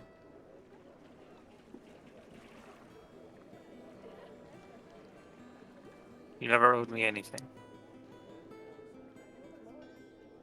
I'll try to believe that. But I don't want to. It's not how the world works. And we certainly can't get used to being gifted things. Once you leave, Sure. it's back to earn it. I would like you to think about what you want to do, and I want to help make sure that that happens. And you don't owe me anything. You never will. I'm doing this because I want to. She looks at the both of you and just says, I don't think you can give me what I want. I want my old life back. I want to live without the trauma of what happened. True. We cannot give you that. Does anyone know modify memory? Bad. I considered it, but also you're a terrible person. I was going to say, I'm sure there's a spell that can. Yeah, just modify Do memory. that. Ray's dead, you know, just... Make you forget that your parents died and were... You spend the rest of your life just wondering where they've gone. No, you raise the parents and you make her forget they died. Perfect. Sorry, I'm a terrible person. Continue. I mean, telepathic bond. Terrible person on blast. Well, I mean, We I'm not know sure exactly what kind that of he had terrible said those person you things are. because he was just talking. But if I was, then I would have asked, is that a legitimate question, or...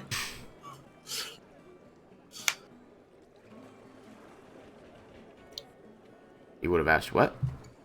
I would have asked if that was, is that a legitimate request? I think with enough asking around, we could probably make it happen. So he's, telling you, Jebble, that probably there's a spell for that.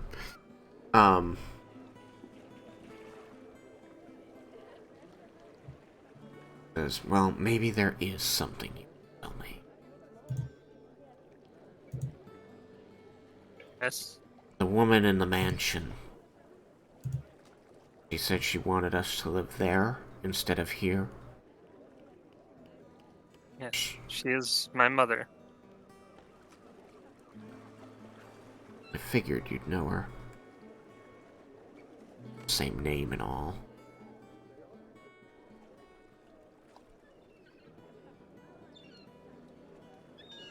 Is that really going to be... She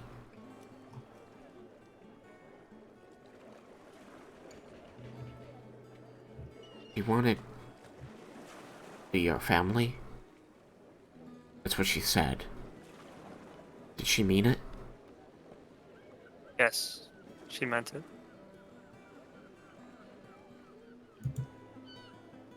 And we wouldn't have to pay a debt? No. There's no debt. You'd be free to do as you wished. I'm sure she might ask you for help or to maybe do some things, but not because you're in debt, simply because, Family. Yes. Could you...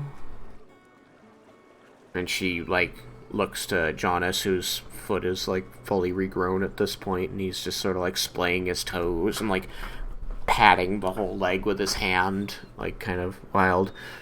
And like, looking at her like, it's back! You're gonna need shoes. He like, looks up at you, he's like, two! Hmm. Um... It must be really kind of... You bit lopsided? He, like, stands up really quickly, like, pushing away from Laren momentarily, and you can see that she's a bit loath to let go of him as he, like, stands up and tests out the foot. He's like, no, I think it's the same length. You see him, like, rocking back and forth, like, leaning back and forth, and he's like, right? Is it? Is it? Oh no, did it come in shorter? And then, like, 30 seconds later, it actually grows to be the same length. No, it's because he's leaning because he's a kid. He's, like, tilted to one side. He's like, it's shorter now. Oh, don't worry, it's leaving out. Thanks, mister. Still weird No. that we don't have to pay you. You're a bad merchant. I'm a terrible merchant. Yeah, you're gonna go hungry. And he kind of, like, seems to, like, think of something, and he reaches into a fold of the, like, servant's robes that he's got. He's like, I saved some of the bread from this morning. Do you want it? You're gonna need it. Not necessarily. I cast Good Berry. Wow, you have magic food, mister! Yeah, I mean, stuff is great. He, like, looks to you longingly for a moment and says, can I try it? Yeah, I handed him a berry. I'm like, you only need one of these. But what if I want two? You can have two, but like, you only need one. He, like, eyes These you will keep you going for the entire day. He, like, eyes you suspiciously and pops it into his mouth. He suddenly, like, starts, like, bouncing up and down. He goes, oh my gosh, it tastes so good! I don't think I could eat another one. I feel full. And finally, Laren pulls her eyes away from her brother to look back at you, Vendar, and says, could you tell your mom that, that I'm sorry I was rude to her? Am I standing between them or near them? You're definitely near them. Like, the kid, the boy is, like, right in front of you. He's probably a head and a half taller than you. He's just sort of, like, bouncing off the walls now that you've given him a good berry, hooting and hollering about how good it tastes. You've got, like, other servants around you now, like, kind of, like, peering in, like, what's the magic food? Can we have magic food? I'm holding one up towards her. Okay, so you hold it up. If she doesn't see, I don't know. I mean, she hadn't really taken notice, like, as she's talking to Vendar, but finally she looks over at you, like you're kind of distracting her from the thing she wants to do. She's like, thanks, I guess. And, like, looks at it in her hand and, like, takes a bite. And you can see that, like, quickly she's like, oh, okay, this is pretty good, and keeps eating it. But she's still pressing on Vendar and says, and, that we'd like to consider her offer. Yes, like, if it's still there. It is. I'm sure she'll be delighted to hear that. I'm Yeah. going to wander off and I'm just going to, like, I have 8 more of these. And I just wander around. The other servant's like, ooh, they're, like, reaching out for him. They do not have this same work ethic mentality that the children have been instilled with. they know a handout when they see it, and they're taking it.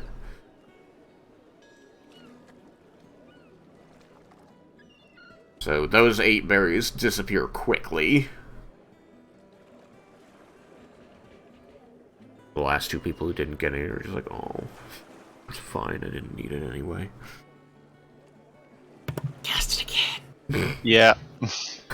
You cast it again, Cast you it again. 8 more. Just hand out the last 2 so everybody in here gets one. Okay.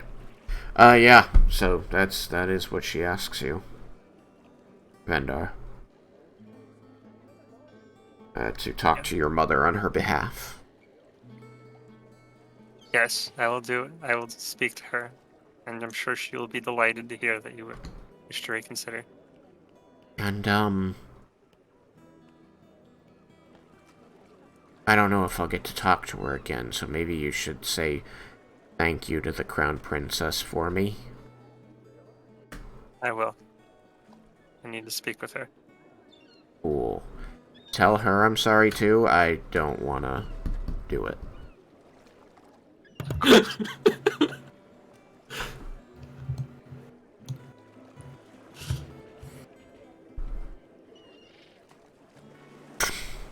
I'm assuming you said okay. Yeah, I said of course. Oh, okay. It doesn't always pick up when you do short ones for some reason. I'm sorry. That's why there's sometimes a long pause. I'm like, is he gonna answer? No? Okay, I guess he's not answering. So, you find the kids, you give the kid his leg, and your 30 fucking 1 or whatever it was in diplomacy, in persuasion, you have convinced her to momentarily let go of her convictions about the give and take, transactional nature of the world, and to accept the kindness of others. Yay. So what is... Okay, so I guess I'll jump to the others. Oh no, I can't. Fuck. I just caught the sight of the time. Yeah, I was going to say, I have to be up in like 8 hours, so I gotta go. Yep. Alright, well, we got some of the important stuff out, and it just means that next time we meet, I think you all should be prepared for some tough talks. Murders. No, not that. Those would be easy. There might be murders. You don't know. The good thing is Raiken is finally awake. Raiken is finally awake. I mean, if I can get a whole another level after this one, there could definitely be some murders. Good gosh. Alright. I don't need another level. I've done so many. You got 1100 experience. Everybody did a really good job. Leah, if you don't have inspiration, take it. If you do, take 100 experience. I do this now. Okay, I already have inspiration, so I take the experience. Alright, you got experience. 16. And I think that'll...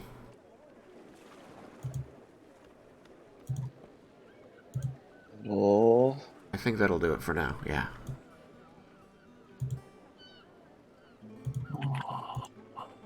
So, thank you all for being here, and hopefully I will see you all next week.